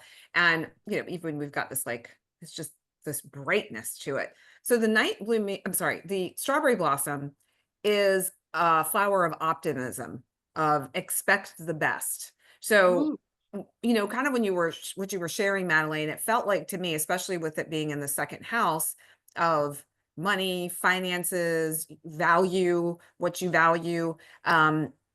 It's almost like when you're lined up with the the part of yourself that is connected to your mission and purpose. It's not based on money. It's based on what you value and how you can give value or bring value to the world. That's when something opens up and you have an opportunity to make the financial um, equivalent. You know, it's almost like an energetic reciprocity in a way. This flower is very much connected to an openness to growth and opportunities. You literally were saying something along those lines, being open to these opportunities that present. Um, Mhm. it offers a fresh perspective, and it also dissolves that feeling of having to expect the worst or preparing for the worst. It's just really trusting in the flow. And the more we are focused on being of service, which I don't so love that term because I feel like it's overused. It's like, how can we tap into our innate gifts and talents and express those in the world? Because doing that is how we are being of service. That's how we are showing up to contribute our part. And Leos, typically, it's something that's like outward facing. You know, you're on a stage, you are in a leadership position, but it requires courage. You're doing something bold. You're doing something courageous, creative as well. So when you're doing those things, you kind of know you're on the right path. Yeah, just a little added thing there. Yeah, It's useful. useful. Something For useful. its, yes. Okay. For instance, using my son as an example, he's making these bags that are probably too expensive and whatever. Yeah, but he can make but suddenly people want to buy the belt. And it's Ah, practical, usable. So you can make okay. butter, your bread and butter money, just get these belts done, just throw the belts out, but then keep working on your other dreams or other creative projects. But it's something useful and practical with this, with Love that. that will help you. Okay. Yeah. Yeah, that's a great, I'm so glad that you mentioned that because that's specifically, I mean, I'm a Leo sun, so I feel connected to this energy in my Yeah. own way. And I think that's a really good refinement of the Yeah. focus of Yep. something that's useful and practical, you know, That whatever it people is, whatever use. that gift is that you have. Makes it helps people. It's easy, it's useful. It's like inventing, making a tool, and everybody suddenly can make something now with this tool. So it's very useful. That'll help you see it. Yeah, I think so too. I mean, already that's sparking some Good. inspired ideas in me right now. So yeah, very cool. Think All right. about practical and useful. Virgo. Virgo, here we go. All right. Life transformative for Virgo. Basically, Virgo, this is going to hit your first house. So something really does shift and change. And of course, you can go back and look at these eclipses going back 2016 and 2007, but you're going to become basically less. There's something about your personality and who you are that's shifting and changing that is more, I would say, neurotic or perfectionistic. It's like you're letting, oh, Erotic. sorry, Virgo. Um, you're basically going through a deep personal transformation, entirely internal like shift. Of course, we all are, but for Virgo, of course, it's almost they're going to be a new person completely. And they are really detoxing. This is a big time. This is a big body detox for Virgo because it's your first house is your body. So they want to do lots of saunas. Everybody ought to do saunas and meditation and low key kind of things and through the eclipses in general. But for Virgo, there's a big release, let go of there's some sort of a perception shift in who they are where they've been trying to control how people see them, or because they're perfectionistic, they're afraid that if they're not perfectionistic, if they don't have all their ducks in a row all their time and they don't, everything's neat and perfect, people are going to judge them and not like them, and they don't even like themselves then. Well, they're letting that go. They're letting that go. They're seeking more of a spiritual release and trust and sort of let me get the actual quote here, that'll help. It's perfection lies in surrender. When you align with divine flow, everything falls into place. So that's the shift for Virgo. They're releasing and they're surrendering, they're letting go. Something that they usually, these eclipses come with giving up, so something may have been a problem and hurt or been painful, and so they releasing, and then they're just, it's like they're flowing. Well, they've got Pisces over their seventh house, so they're evolving more to spiritually aligned divine mates through these transits. But they are also releasing a perception of who they are. They almost are going to live, because Pisces Virgo is very much about perceptions. So they're releasing some sort of identity of who they've been, and they're going for a more spiritually soul. They want to express more of an inner version of themselves rather than the external perfect version. So they're having a transformation inside out. They're going to start showing who they are on the outside, flaws and all. It's, I find this fascinating too, because it's, Yeah. obviously the sun, the moon is in the first house, the sun is in the seventh house. So you have the house of self, the house of relationship with other. And what I find fascinating about this too is my daughter, who's a Virgo sun, Mm-hmm. is she's moving in with her boyfriend.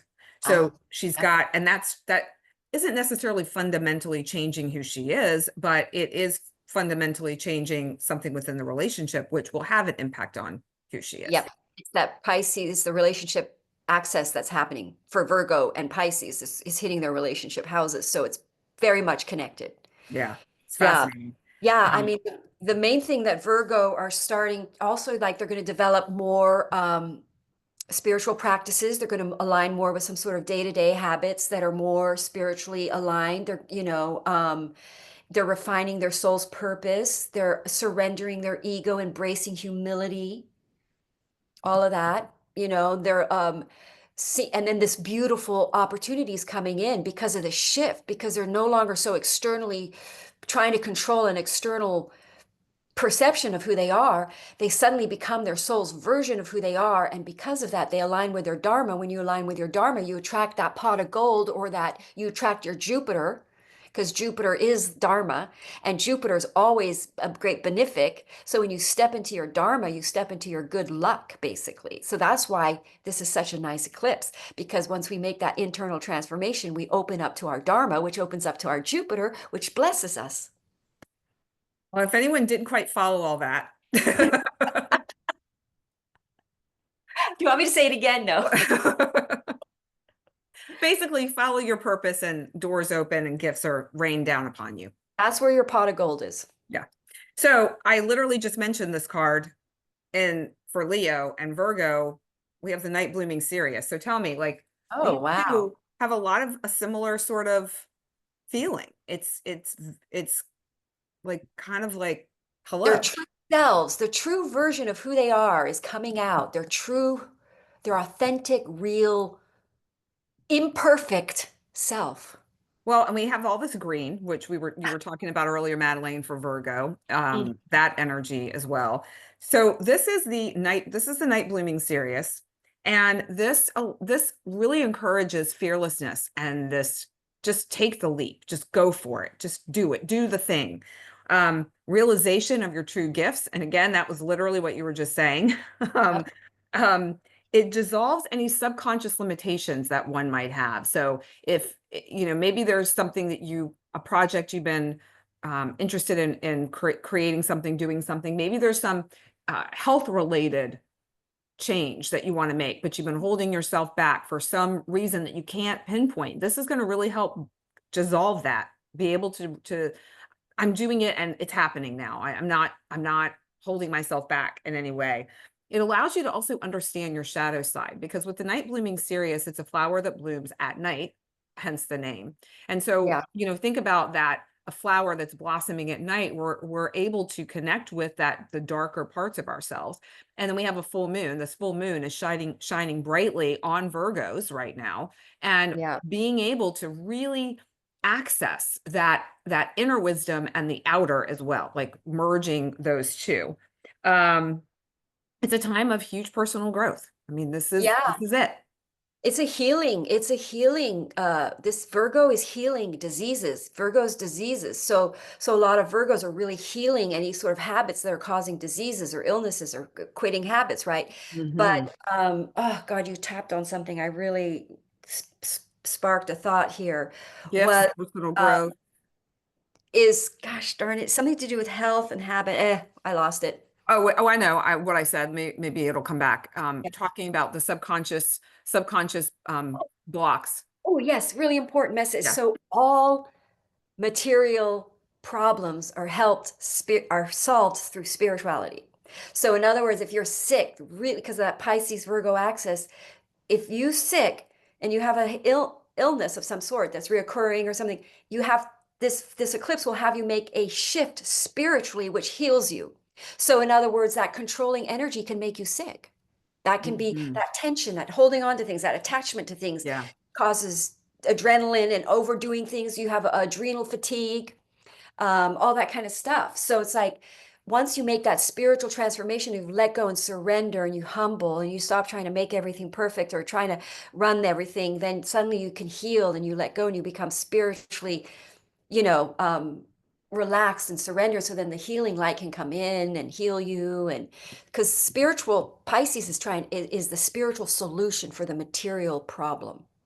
So kind of to add to that a little bit, a little adjunct form of potential support. Okay. And I'm not a doctor. I'm not in the medical field. I'm simply sharing something that I discovered last week that I thought was really interesting and fascinating. I used this product. I'm getting one for myself to Mm. really dive in more deeply, but a lot of our body and the tension and the energy that we store that can cause disease relates to emotions that are trapped. And it also relates to energy that can be stuck. And one of Mm-hmm. the key parts of our regulation of our body, what is kind of the control center of it, is our nervous system. Mm-hmm. And so you hear about, fight, flight, freeze, and fawn, that sort of energy that connects with the vagus nerve. It's a nerve that runs from the base of our skull all the way down our body. And there's all of these pathways all over our torso into Yeah. our Yeah. abdomen and our gut. And when there is a miscommunication, a misfire, when we are in sympathetic, so we're in that like, Mm-hmm. instead of parasympathetic, which is that rest and digest, very relaxed state, we Mm-hmm. are in this chronic feeling of stress, whether Mm. we know it or not. And Yep. so there's a gentleman named JP Erico. He's written a book called it's right over there. I can't see it from here. It's like the vagus nerve and the immune system. But it's so much more. Yep. He's a brilliant guy. I met him last week at an event, and Mm-hmm. he created this product with the help of numerous researchers, scientists. There have been studies done, papers written, and it's called True Vega. And it's Mm-hmm. basically a vagus nerve stimulator. And you put this, it's a tiny little device. I'll have it hopefully before our next live and I can share it with people. But you just put it on your neck, on your vagus nerve, stimulate it for 2 to 3 minutes twice a day. And it fundamentally can change the health and Wow. wellness of your body through Interesting. allowing your vagus nerve to operate properly and not constantly be on alert. And Wow. it's the work he's done is so fascinating. I'll leave a link below. Mm. Again, like I said, I tried it out. I haven't used it over a prolonged period of time, but there are scientific studies that show the efficacy of it and the results from this type of Interesting. work. And it's a small thing, a small device that you can carry with you everywhere that takes minutes, Wow. not this, you know, huge drawn out, and it's not very expensive. It's a Mm. few $100. I know a lot of the products that help support our physical and energetic body are thousands of dollars, or you have Yeah. to pay when you go per session. And I have a number of other products that I'm going to be sharing over time, and I'm having these people that I met come on my podcast to talk about these things because I feel like we're all looking to live our best lives. And the way we can do that is by having our bodies in balance, to have our nervous system regulated in a way that can allow us to show and express who we are. So yeah, it's called True Vega. If anyone wants to take a look at it, I actually have a discount code that they offered for me to, because I said I love this. This is really, really cool. I'd love to share it with my audience. And can you offer us any discounts?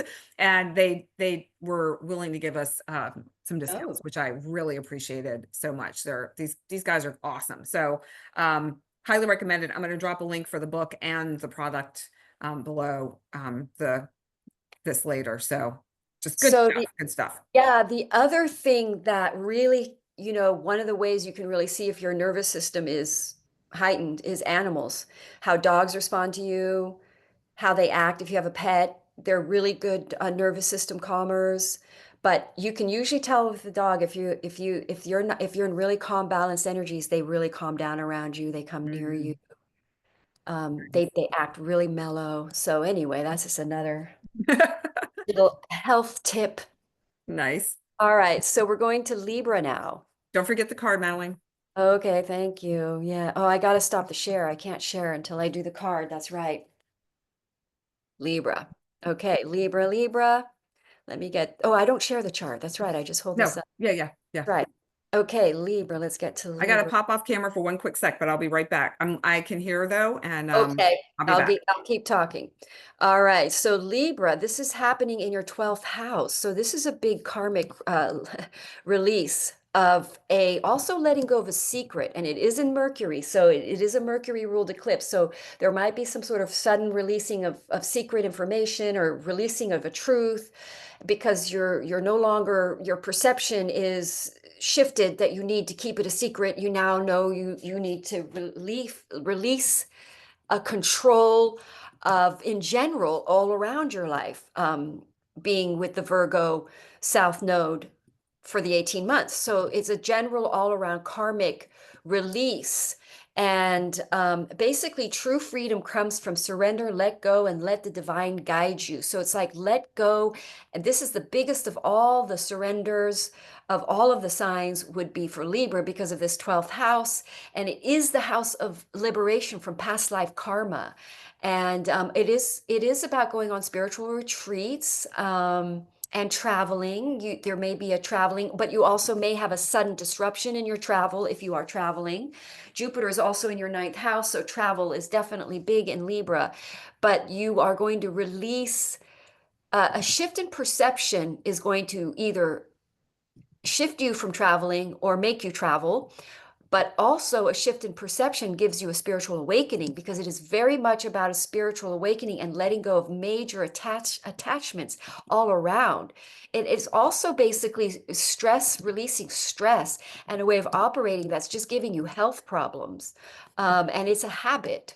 Remember, all of these Virgo releases are habits, and you're liberating yourself from this habit. This is a moksha house, which means we liberate from some material struggle and we have a spiritual relief, as it were. Um, and so you're letting go of a material attachment because you see a more spiritual freedom and at peace by releasing it. So, in other words, you couldn't find peace until this was gone, until you release something. There's a transformation when you have an eclipse in the 12th house. It's like a sudden sort of like um it's almost like the first house. Like in your first house, an eclipse changes who you see, how people see you, you're different. But in a 12th house, it's a real shift in your spirit, your soul, your karma. And it's almost like it's like a clean, fresh start. And so you're releasing a past life trauma that was driving you to be this controlling, or driving you to try to manipulate life. And so now there's a flow, there's a spiritual surrender. There's a, you know what, he can energy about it. And then there's like a self-acceptance. When you have a 12th house, it changes you so much from the inside that you become free to be your soul, your true soul. You become more eccentric. You become more the person that you think nobody was going to like, but you just can't do it anymore. Trying to be something or someone you're not just doesn't work anymore. So you become this sort of raw, surrendered version of yourself. And it's a beautiful version of yourself. Let me look at my notes. What's the notes saying here? Let me double check before I move. So nice sudden windfalls, potentially a financial windfall or travel or some sort of travel experience that brings you some sort of a opportunity, or it's just such a big shift in your perception that you decide to take a spiritual dharmic path, and you suddenly liberate a fear that was holding you back from a spiritual pursuit or a spiritual journey, because you traveled and you see more, you see the world from a different perception, and you open your mind up. And you want to do good in the world. You want to be of service. Instead of just acting on a karmic cycle, you pull out of a karmic pattern and you decide to sort of be of service, and it liberates you. You feel good about it. You want to do good. Just shifting into that mode of frees you of some sort of ego feeling of trappedness. Um, so there's a freedom for the Libra in this eclipse. Let's see what card shows up. Now I'm Well, excited to see. That's hysterical. the golden columbine, which literally, I don't even know if I need to say much about this flower because it's everything that you just described. So That's good. this supports making friends with your inner demons. So all those things about our, the Libran self that they judge, it's like you let that go. You're no longer judging yourself. You are able to expose yourself and be carefree, like being who you are. It's very liberating in a sense. As you show more of who you are, you accept more of who you are, then you're able to receive more love. And Librans are here for that. I mean, that's so much a part of their journey. They're ruled by Venus. It's all about love and that connection, starting first with self. And then, let's see, let me see what other Don't notes I forget wrote they've here. got all these Aries eclipse in their seventh house. That next eclipse is coming in their seventh house. So that's a big relationship eclipse for them. Well, this also allows them to dissolve any self-criticism, which I think was another thing that you had mentioned, Madeline. Yes. And Yeah. so this, to me, it's like this beautiful yellow, bright, bold. I mean, it's like spreading out, but it's like it starts from the center. I mean, I don't know if you can see the Yes. delineation here of the petals of the flower, that it's like, it's here in the center, but then there's these offshoots. To me, that's like self first, relationship addition. It's not about the relationship where you feel that sense of worth. It's through your own sense of accepting all parts of yourself and then being authentically, truly who you are. And then that attracts the people into your world that are destined Yeah. and aligned for you. So, yeah. Yep. And again, something really positive coming in because of that shift. It frees you up. You feel more liberated. So you take a risk, and some sort of opportunity comes in that's really spiritual and more of your dharmic path. And you don't have a fear to do it. You're just like, okay, let's go. Let's do it. Yeah, Yep. let's move. Let's go. Okay. All right. Scorpio Scorpio. Card, Madeline. card.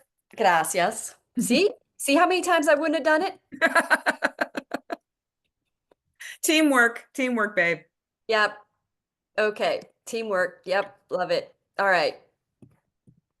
Scorpio. So this is going to hit what house does it hit for Scorpio? Virgo. Where the heck is Virgo? Oh, is it in your 11th house? Yeah. Okay, good. Your 11th house. Very nice. Very nice, by the way. You suddenly get your YouTube channel take a nice. Let's try the thumbs up thing. Ooh, didn't Uh, work. that's so funny. Earlier, Madeline and I we were connecting beforehand. She did this thing, and all of a sudden, this like thumb showed up. All these thumbs up pictures showed up, but now they're not doing that. So, all right. Anyway, back to Scorpio. So yeah, some sort of new tribe. You're letting go of a tribe. You might be letting go of a social media platform. You might be there's or just changing the way you're doing it, letting go of a way you've been doing it, having a spiritual awakening, realizing something about it was not quite useful. Remember, we're going to that word. So now there's sort of an ability to shift in your perception about spirituality or about your purpose, your dharma, that enables you to either start a YouTube or a social media platform or a new tribe or your team. You discover you were just talking team, which is kind of interesting. Let me get to Scorpio here. Um, so basically, it's dreams and desires, right? It is going to release false friendships, attachments to false, but also an illusion of what your tribe is, who they are, your perception about who your tribe is shifts very much so. It's and anything you have to work hard for that isn't really taking you anywhere, or shall we say, you don't see a future with these people. They're not like-minded, so it's really a shift to more like-minded people. You find a group of people that are more like you're minded. You maybe come into collaboratives with other people. You maybe joint share social media platforms. You become more connected to other social media platforms. Spiritual community. You find your spiritual community. And what else? The soul tribe. It's your soul tribe that's shaping your destiny and really uplifts your spirit. So it's the right, it's people that inspire you. And then also you become more inspired. You get clarity about how you want to inspire through social media or through your tribe or through collaborative projects with peers.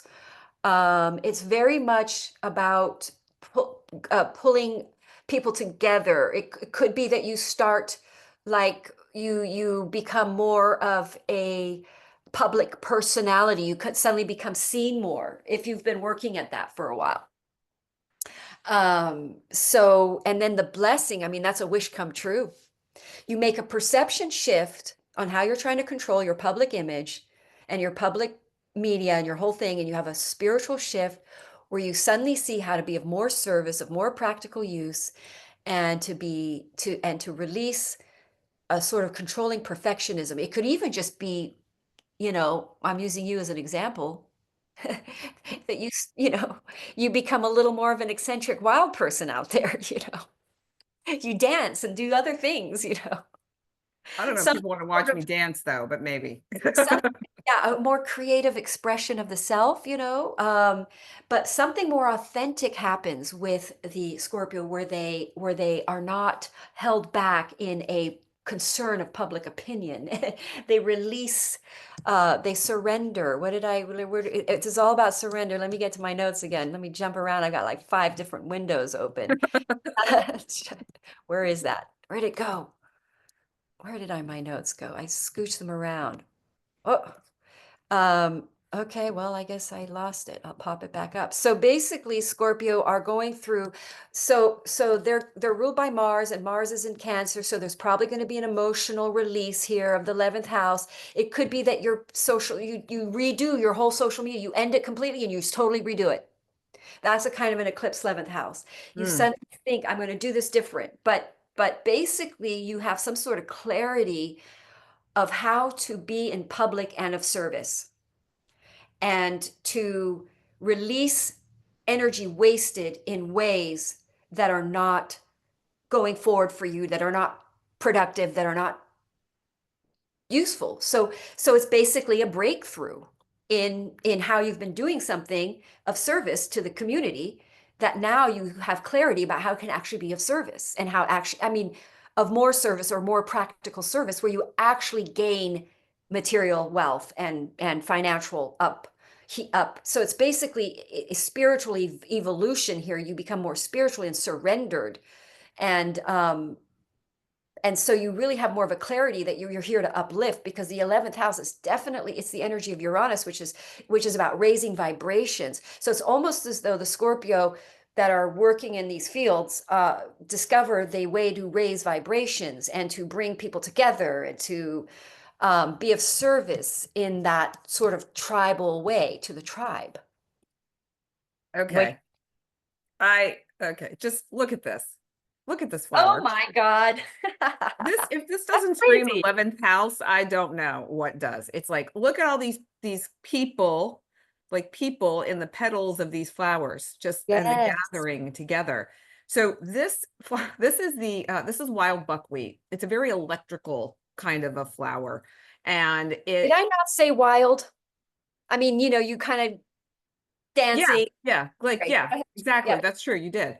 So this, the other thing about this is it allows Scorpios to create something that is on a social channel, social media, but in a way that's efficient and practical, not one that's depleting, one Yes. that they feel like it takes so much effort to do. This is something that's actionable, sustainable.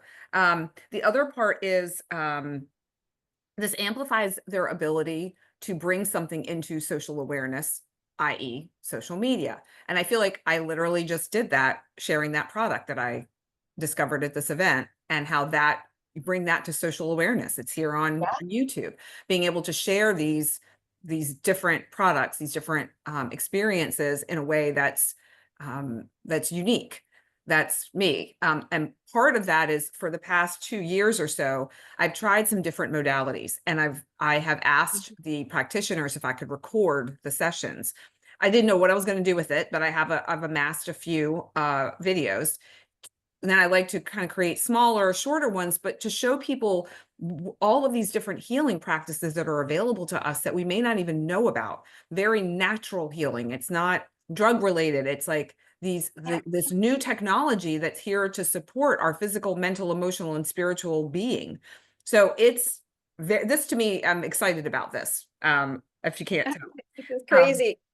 it also obliterates inner and outer obstacles. So I've noticed within myself, some things I'm very aware of in the outer world that hold me back. And then there are things in my inner world that some I'm aware of, some I'm not, but I'm like, it's like this brick wall that's in front of me that I could scale over or could go around, that I just like, no, I'm going to stay here. It's safe behind this wall. So that may show up for Scorpios too, like not be so in hiding like we can be able to get out there a little bit more. And it doesn't have to be in some grand way. It could be, more on for me, I feel like it's a grander way, it's a bigger way. But for other Scorpios, it might be something a little more subtle. It might be just like, sharing something that you discovered or that you find interesting on your social media, and some of your close girlfriends or guy friends see it and like, oh, that's really cool, and you're bringing it into the awareness. So it doesn't have to be some grand, overtly, commercialized gesture necessarily. It could be something a little more heart-based and just sharing a part of yourself. But yeah, I mean, look at that. That's pretty crazy, because you're talking about that thing with the neck, Yeah, and so this might be where you start shifting in your platform, where you start becoming like like a journalist for the other modalities, because people don't know what the other. I think that's so practical and useful. yes, yes. Definitely the right direction for you, for sure. It feels very aligned. Feels very aligned. Okay. Because when I do readings for people, I keep saying to them, okay, go explore all the modalities out there, because there's one for you that you're going to be good at. And Mm-hmm. finding modalities, people that I have worked with, and they find modalities, they suddenly make money at it, and they do very well. So finding a modality, and people want to know all the options for healing. People don't know them all. And so I think that's so, so helpful. Really, yeah. Thank you. Yeah. Okay, Sagittarius. Thought of Sagittarius. Okay. So this is the 10th house. Wait, let me double check. Let me get to that thing. Let me double check. I don't want to make a mistake. Yeah, Yep. it's the 10th house, right? 10th house. Oh, wow. Okay. So that's interesting. So Sagittarians are going to have a big shift in their careers. And they're going to go from, this is interesting, they're going to go from success is not status. Success is in service and aligning with your divine work. So that's the spiritual shift for Sagittarius. So they're no longer seeking, they're focused less of the status and more of the service, and aligning with what feels like their divine calling. And this is a very potentially very strong eclipse for Sagittarius, where work comes in a very blessed way, because it's having a Uranian trine to this. So very good shift once they shift from, and I'm thinking of my sun, even though I'm Sagittarius sun, but I go more by my rising sign, but I will feel an impact from my career house. But I'm thinking of my sun, Because a lot of he's shifting from trying to be looking or being successful in the social media world, and you feel like, oh my, you have to be successful in the social media world, but shifting more to not being successful in the social media world to how do I be of practical service and use in the social media world? How do I work divine will through my work, as it were? The purpose of my incarnation. And so their careers will shift now because of that. Their career will shift, it will change size and shape to fit more of a service of usefulness that feels soul called a dharma. And so this eclipse will push you more in your career, will tilt your career more towards the true service that you were here to do. And so it basically is a karma house too. So there is a karmic knot untangling in the career house. So which means which is it's such a shift in perception that that you almost maybe change your career, because the wake up to be of service, you then decide to, I can be of service this way. I know this is how I can be of service. And then you go for it because everybody's been given an ability to be of service and serve and help and fix a problem here on this planet. So it's like the Sagittarius lock in on that, boom. And then, upgrade in their career, job promotion, more visibility, more status when you didn't mean to get the status, but there was a focus on the service, which brings that.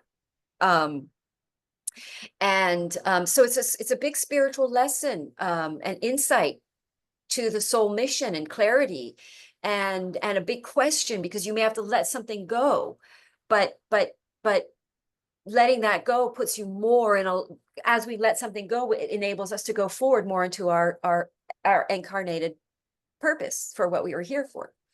And so this is really good for the career. Very good. These are beautiful shifts. They happen from the internal, but they create success from the universal sort of cosmic success, which then brings us material success. And it's seeking wisdom. It's a more wise approach to the career, which has more of a cosmic relevance, or you feel cosmically in alignment. Righty. Well, we've got a flower that's speaking the Oh, same language. This is the Hong Kong orchid. And the Hong Kong orchid allows you to be the full expression of who you are. As you're the full expression of who you are, that propels you forward. You're lining up with how you're expressing that gift in the world, because you have a better sense of who you are and what you're here to do. yeah. It's acceptance, full acceptance of self, full expression of self, being at ease with the deepest essence of who you are, accessing that information, being able to then share that in the world. And it dissolves holding back any parts of yourself, and not accepting parts of yourself as well. So to me, this flower really is a harbinger of what's to come when you are in true alignment with your inner world, that can be expressed then in your outer world, and how you express yourself with that 10th house placement. So If there's a question, it's basically the motive to do good. Because if this whole eclipse is about that, the more we each individually reach to do good, literally the better the world becomes. Like, bam, everybody, I love that. yeah, That's so fun. everybody steps in, and that's what the Virgo is to do good, to fix, to make it better, to heal, to, improve things. Make the world better. Yeah, we only ever do that when it's Virgo season. I'm just kidding, but it is the energy of this eclipse. So I love it. I'm Yeah. actually really happy about this eclipse. Okay, so now we're going to go to Capricorn. Yes. So this is Hard. interesting. I kind of Hard. like this eclipse for Capricorn, because my ex-husband was Capricorn, and he is he was never had a problem with me being into spirituality and all this. He was fine with it, but he didn't want to know anything because he was afraid. He said, I just don't want to know. I don't want to know. I don't want to know. Like that was his attitude. Because I don't want to know about the disasters that are impending in my life. I already know they're crashing down. Like I already, that was his. But now he calls me. He goes, "What's in the star? What's going on in my stars? Like what's going on?" Oh, And I'm like, "Whoa!" So that's the kind of eclipse for Capricorn. interesting. Mind, Yeah. boom, open Uh-huh. up. Oh, I'm excited about that for my Capricorn. Yes, me too. That's good for you, big time. So it's basically having discovering the need for a guru, finding a guru, wanting spiritual awakening, wanting spiritual understanding, wanting to expand, letting go of perceived shut, like shutting the mind, like that controlling. I don't want to believe in this. I don't want to believe in it because then it. Somebody once said to me, I already got disappointed Santa Claus. Don't they tried to make me they made me believe in Santa Claus. Like when you if you if, a lot of atheists were very upset when they discovered Santa Claus was not real, right? And they never want to believe in anything ever again. So it's kind of like that. It's kind of like, don't fool me into believing in something great and then disappoint me. So it's like, so now they're like, okay, this is transformation. When you want to meet a guru, you start to learn. This is like me. I learned astrology in these kind of ninth house. Pisces is my ninth house. But so for Capricorn, it's like the flip of that. It's like waking up to realizing that the biggest problem in their life has been a lack of understanding spirituality or the cosmic flow or the order of the universe, and that they're controlling because Capricorn are so controlling. They love to have their hand on the reality field and manipulate it because they're good at it. They're hard workers. They can really sculpt their reality, but then they can't make it exactly what they want, and it sometimes fails. And then they wake up to seeing, okay, well, if I work with the higher realm, if I work with the unseen forces, wow, I can make that reality the one. I can bring a reality down and then shape it. And so it's like there's a spiritual awakening or an awakening to the deeper level of life, an area of life where there's power, where I didn't discover power. Like there's another whole sort of layer. Basically, it's true knowledge liberates the soul. Seek wisdom beyond the material world. That's Capricorn. And all around letting go of Capricorns are getting there, but this is a go with the flow.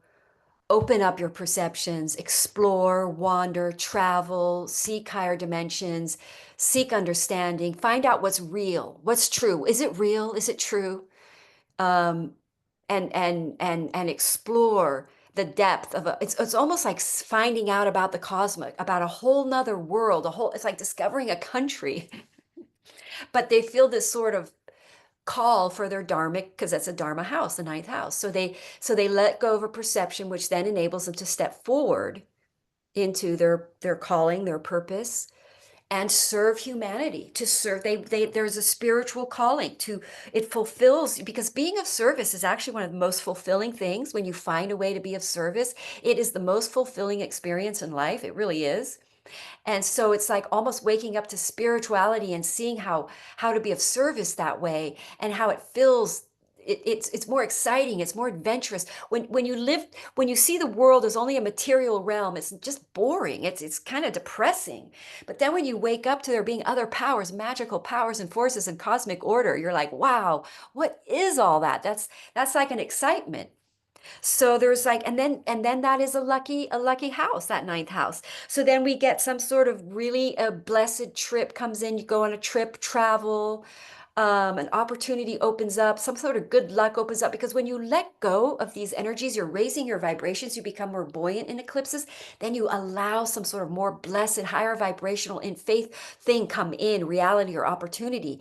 That's because you're resonating a more in faith energy. Jupiter only manifests through the energy of faith. So you have to believe in something. You believe in it, then it can happen. So suddenly the Capricorn's starting to believe in a vision, in a dream. And that's not just hard knocks, work hard. So it's spiritual transformation, no doubt about it, for Capricorn. Wow. All right. Well, we have the pink Oh, primrose for that Capricorn. that looks like that, huh? It really does. It's like this soft expansion in a way. Like spreading what is the word I'm looking for? Like um spreading their wings in a way, not having to be so like hard, Ascension, crunch. ascending. Yeah, could be that too. It's this connection to the big vision of what's possible and what can carry them into the future. Hmm. Easeful ideas that come in, and then knowing the action to take to follow up with that. It's creative. There's a thinking outside the box. So we've got this energy of expanding ideas and recognizing there's so much more wisdom out there and so much more knowledge to be shared, and accessing that. And then through this process of learning and growing and expanding, you've got this opportunity for the rapid growth, for the rapid expansion of whatever that is, their focus is for their lives, for their work, for who they are. And it doesn't have to be so challenging as far as all the things. I feel like Capricorns feel like there's so many steps they have to take. There's like so many things that they have to do in order to achieve success, or in order to be wherever it is that they want to be, from a financial perspective, from a success perspective. And this Yeah. is like, let go of some of that and just allow those opportunities to come to you. Allow the wisdom to come to you as well. And then you'll see a whole new path that maybe wasn't there before, that doesn't Yeah. require 20 steps. Maybe requires 2. Yep. And yeah, so that's it. Pink primrose for Capricorn. That's a spiritual awakening right there. And then purple, it's Pisces. Yeah, that's true. That does. When you said that, I felt it. Yeah. It's like a breakthrough and into because purple is Jupiter, it's Pisces, it's your Dharma, it's stepping into your Dharma, breaking out of the ego. Mm. Our All righty, Aquarius. Aquarius. There we go. Okay, so this is happening in your 8th house. So this is going to be a little more challenging, because the 8th house is the one I've got going on Scorpio. I think it's fear, right? Not Scorpio, Taurus. I can't remember who it was, but anyway, Leo maybe. So we're looking at fear here. We're transforming a fear. We're literally transforming a major fear of security and controlling. Because if you have Virgo over that 8th house, you're going to have money control, fear of loss, because the 8th house is sudden loss, but also sudden gains. And so there's going to be a deep soul transformation, which could happen through fear experience, because this is being squared by Uranus. So some sort of loss could happen, but anything that goes away in this eclipse is to let go, let it be gone, and then open up energetically. So whatever goes was a fear-based attachment, which was blocking your abundance. Because a lot of times when you lose something on these kind of energies, the reason you're losing it is because you're too controlling and too tight. So the universe has to shake it out of your hands so it can create a flow in your life, so you're not in that rigid attached energy, and then the money can start to flow in. So we're going to start seeing money flowing in now, because you've relaxed, you've released. Now, the other thing that this can be is, this is a rebirth of mysticism, like hidden knowledge, becoming more interested in the occult, in the unseen, and tantra healing, mantras, deep soul healing, fear work. Some kind of a shock or upset pushes you to take spiritual practices better. Virgo is day-to-day practices that are better for us, right, in this eclipse. So you suddenly decide you need to do some more spiritual work and meditation and deep transformational kundalini awakening, deep stuff. And it's through destruction that comes rebirth. So embrace the unknown, for it holds the divine secrets. That's the theme of this. So the thing that's going to be important for Aquarius is to avoid the fear as much as possible, because this eclipse is body purifying and soul purifying. So the body is going to purify this tension and the stress by releasing and relaxing and healing, whatever healing modalities you can go through to help that. And then the soul starts to transform into a more mystical belief of the unseen forces, and to trust. It's weird when you have an eclipse, because I've followed my eclipses in the 8th house. You let go, you surrender, and you're like, okay, will I die? Do I die? And you sit there waiting to see if you're going to die or you starve to death, and you're like, no, I'm surviving. Okay. All right. All right. Okay. Party. You're like, hey, I made it through. Oh, hey, there's a whole up boost of your energy. You're like, wow, the world really is on my side. And so with that energy shift, you then, if you do have a loss, just remember, whenever those losses happen, it opens you up for abundance to come flowing in, and it's usually way more than you lost, usually. It usually is. So hang in there through this one, Aquarius. You are going through a major transformation and a rebirth through something, maybe destruction, but it is for the rebuilding of a more soul and dharmic path. Well, Aquarians have the nasturtium. And to me, this is like screaming this, like your personal power, Yeah. going into that sacral solar plexus sort of Mhm. region. The eighth house is connected to, your sensuality, your sexuality. So this feels very much aligned with that energy. Passion. Yeah. It dissolves any pain or sorrow that might um be present, this kind of keeping you in this place that you're in, that you're looking to break free from. It dissolves the need to seek attention. Um, this feels like seeking attention through complaining about your struggles or wanting to rehash them all the time, or feeling like you need to share all of the stuff with everyone around you in order to feel connected, in order to feel empowered in some way, or maybe from the disempowerment that there's some sort of like weird um like subtle mental thing that happens where it's like when you share your disempowerment, it somehow makes you feel empowered, kind of going into that victim mindset mentality. This allows Aquarians to refine their being by spicing things up, by changing something that they're doing, by going kind of outside the box a little bit, and recognizing that with the more they are, um, what is the word I'm looking for here? Hold on. The more they are um, connected to a place of joy and contentment, a place of peace, that will lead them to the right place at the right time, which allows for the opportunities that will create um, a potential windfall, eighth house, Mhm. or create a dissolution of a debt of some kind. It feels like as they express themselves more authentically and they get out of some of the old habits and patterns that they've had, which is again that Virgo kind of day to day, it will open up some opportunities for them. So we have the nasturtium for Yeah. Aquarius. Yeah, that does kind of feel like a transformative card, bursting out of Hmm. a fear.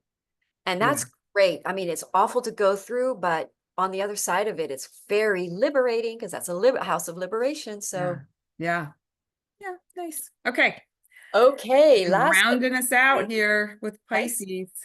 So this is happening in their seventh house. So Pisces, and one thing that is a pattern with Virgo is the victim, because they tend to do a lot, help people out, and they don't feel appreciated, but really their motive is sometimes to control the situation. So Pisces are going to let go of trying to control and make a relationship happy and make it perfect and make the, whatever. But this is when you see whether the relation, because there's a shift inside the Pisces where they don't want to try to control the relationship.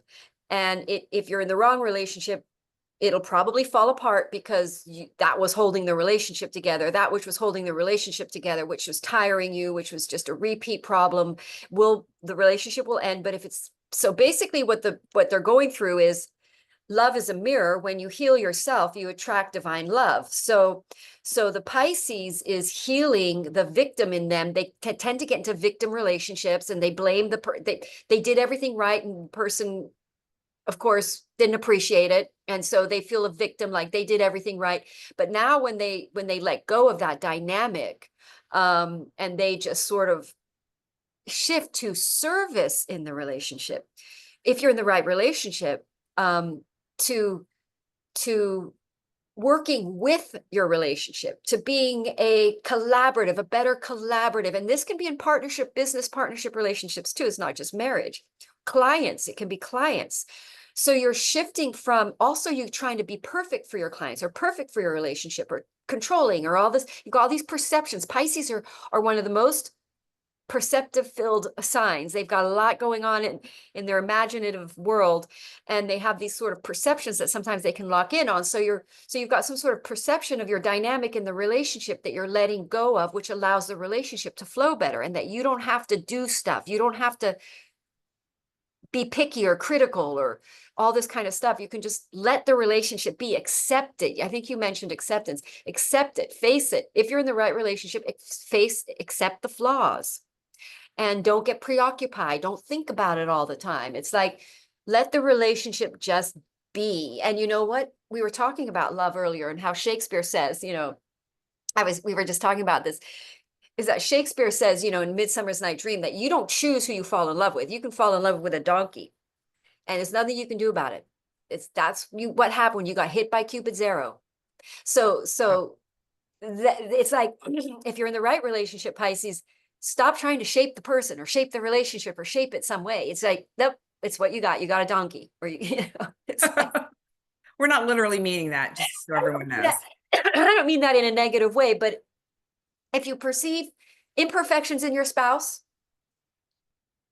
or they're perceiving imperfections in you, it's time to just accept that and focus on the spiritual connection, the soul connection, the part that's feeling and emotional, and you become more romantically, you go through a pink bubble phase on this eclipse. Or you end this relationship because it isn't your true divine spiritual mate, and you're healing the controlling codependent issues in you that are wanting to hold on and control your situation so you have a mate. So this is a time of letting go, and so relationships take on a higher, more spiritual purpose. So if you're in the right relationship, you go into co-collaborative on a dharmic path, on your soul mission. And it is for soul, it is to attract soul connections and heal past relationship wounds. And also your relationship is going to mirror something in you. You might suddenly look at your spouse and see yourself different, because you start to see that you're mirroring, you're causing a neurotic dynamic in your relationship, which you then see, and then you can now surrender to it and take it into a more flow and you find peace with their imperfections. You find peace in your relationship because you've let go of some sort of neurotic preoccupation about something. Okay. Well, isn't it? Yeah. so much to that. Like, that last little bit you were sharing, like, really, it was like things were firing here. So, let me come back to the flower. Yeah. All right. We have the white water lily for Pisces. Okay. So with this, you were talking about this throughout, about perceptions, especially within relationships. So the white water lily, let me go back to my notes here. It gives Pisces, they're already very sensitive already. So we have that. So they can be maybe sometimes overly sensitive to some of these relationship dynamics, whether it's intimate or personal or professional, taking things personally. But it allows them to be sensitive to the needs of others, have some compassion, line up with synchronicities in a different way. So it's like sometimes the sensitivity is like maybe like your partner says something to you and it kind of hurts your feelings, but you're not really aware of the place which those words came from. Like really not being able to kind of see the other person's point of view in a way. Your perception is more skewed towards your own pain, towards your own areas of sensitivity. This is giving you an opportunity to also feel more connected, to yourself, the cosmos, the world around you, and maybe your business partner, your intimate partner. It gives you the ability to see things more clearly, have a fresh perspective, to be able to see things in a way that are that are extraordinary versus ordinary. We're really, we have that, the Pisces, the sun in Pisces, your Pisces rising, especially, how can you shine a light and be able to see things in a brighter light versus kind of this like, oh, life is hard and it's so tough and oh my gosh, it's like, this just reminds you, oh, hang on, sorry. I'm trying to just, You know Pisces. yes, I'm familiar with this. But here's the thing, it's like, even, with Pisces, it's not all the time. It's like when Yeah. life is working and things are opening up for them, I feel like they tend to be more like this, like brighter, and there's all this possibility and potential. But a couple of setbacks, or something is said that's taken personally, it can really derail them and their perception of the world, which then they're in this kind of like gray clouded vision, which is, they're going to create more of that if they're going to continue to stay in that space. So it's Yeah. kind of this like balancing act of being sensitive to your needs, being sensitive to someone else's needs, honoring the relationship, honoring that process of learning from each other, and then creating and crafting a solid foundation, a dynamic of, that day-to-day connection, and, just dreaming big, that same energy of Pisces in general, just like dream big. Mhm. Have, like you were talking about earlier, Madeline, that vision. Go for that vision. Keep that vision in front of you.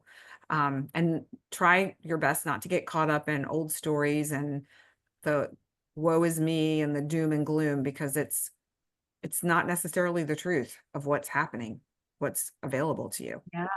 Well, that 2007, the same eclipse, I'm Pisces moon. I got divorced. It's a divorce card. If you're, and Uh-huh. you get set free, you're setting free from an entanglement that was just karmically based, basically. Yeah. Yeah. So, yeah, divorce or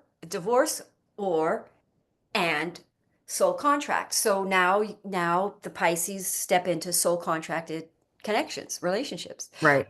Would I would predict for you to be now joining in soul contract with your mate. Yeah. Well, and what that, Right. for anyone who's not sure what that means, it's like, we have mission, we have our own personal mission, then we have missions. It's, at least in my belief system, we have missions Mhm. with other people. Yeah, And if and yeah, when, relationships that don't have a mission together don't really hold.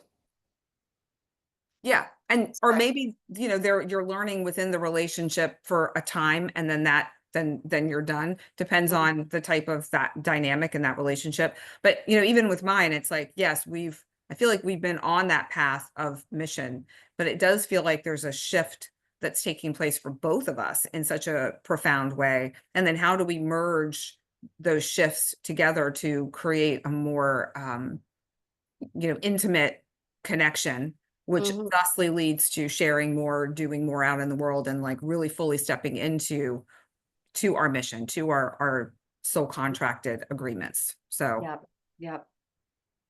yeah, this would be Because interesting. my Vedic teacher basically says that, like, if you're in a relationship and you have a child, that's like holds really, like my marriage with my ex-husband, we did well when we had a child together, but that was our thing together. And we did well when we had housework together because we collaborated well. But then when there wasn't anything, the relationship sort of disintegrated, as it were.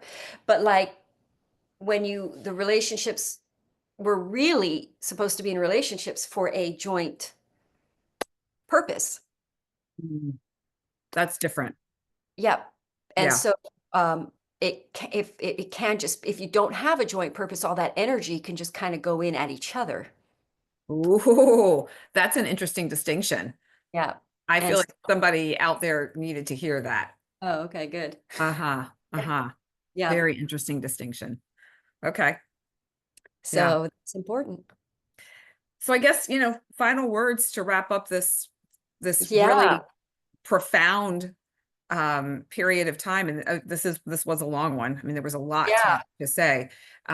Is, it's that balance between the practical Virgo and the dreamy Pisces, it's the imagination, and then the practical action. And we've Yep. got the Venus retrograde and Mercury retrograde energy, which is really, um, it's really encouraging us to reevaluate some aspects of our life related to what we value, and how we communicate, how we think, what we think.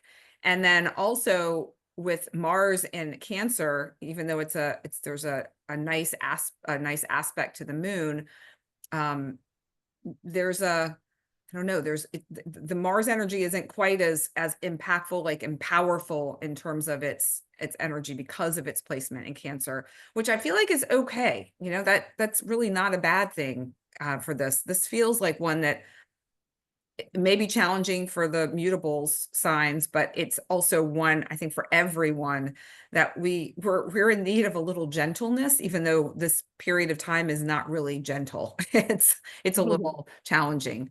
Do you have any final thoughts you want to say about it, Madeline? I just, the same message, go with the flow, let anything go that isn't supposed to be in your life right now, but allow the flow from within, the transformation that's happening within, let it guide you because it's right. If you have an intuitive, you're going to get a vision or an intuitive clarity, and it's safe to do it. Like follow that flow, follow that surrender. Once you surrender, you're in the river. It's like let go, flow. Let that inner energy connected to the flow, if that makes sense, Yeah, guide you. yeah, It won't guide you wrong. It's right.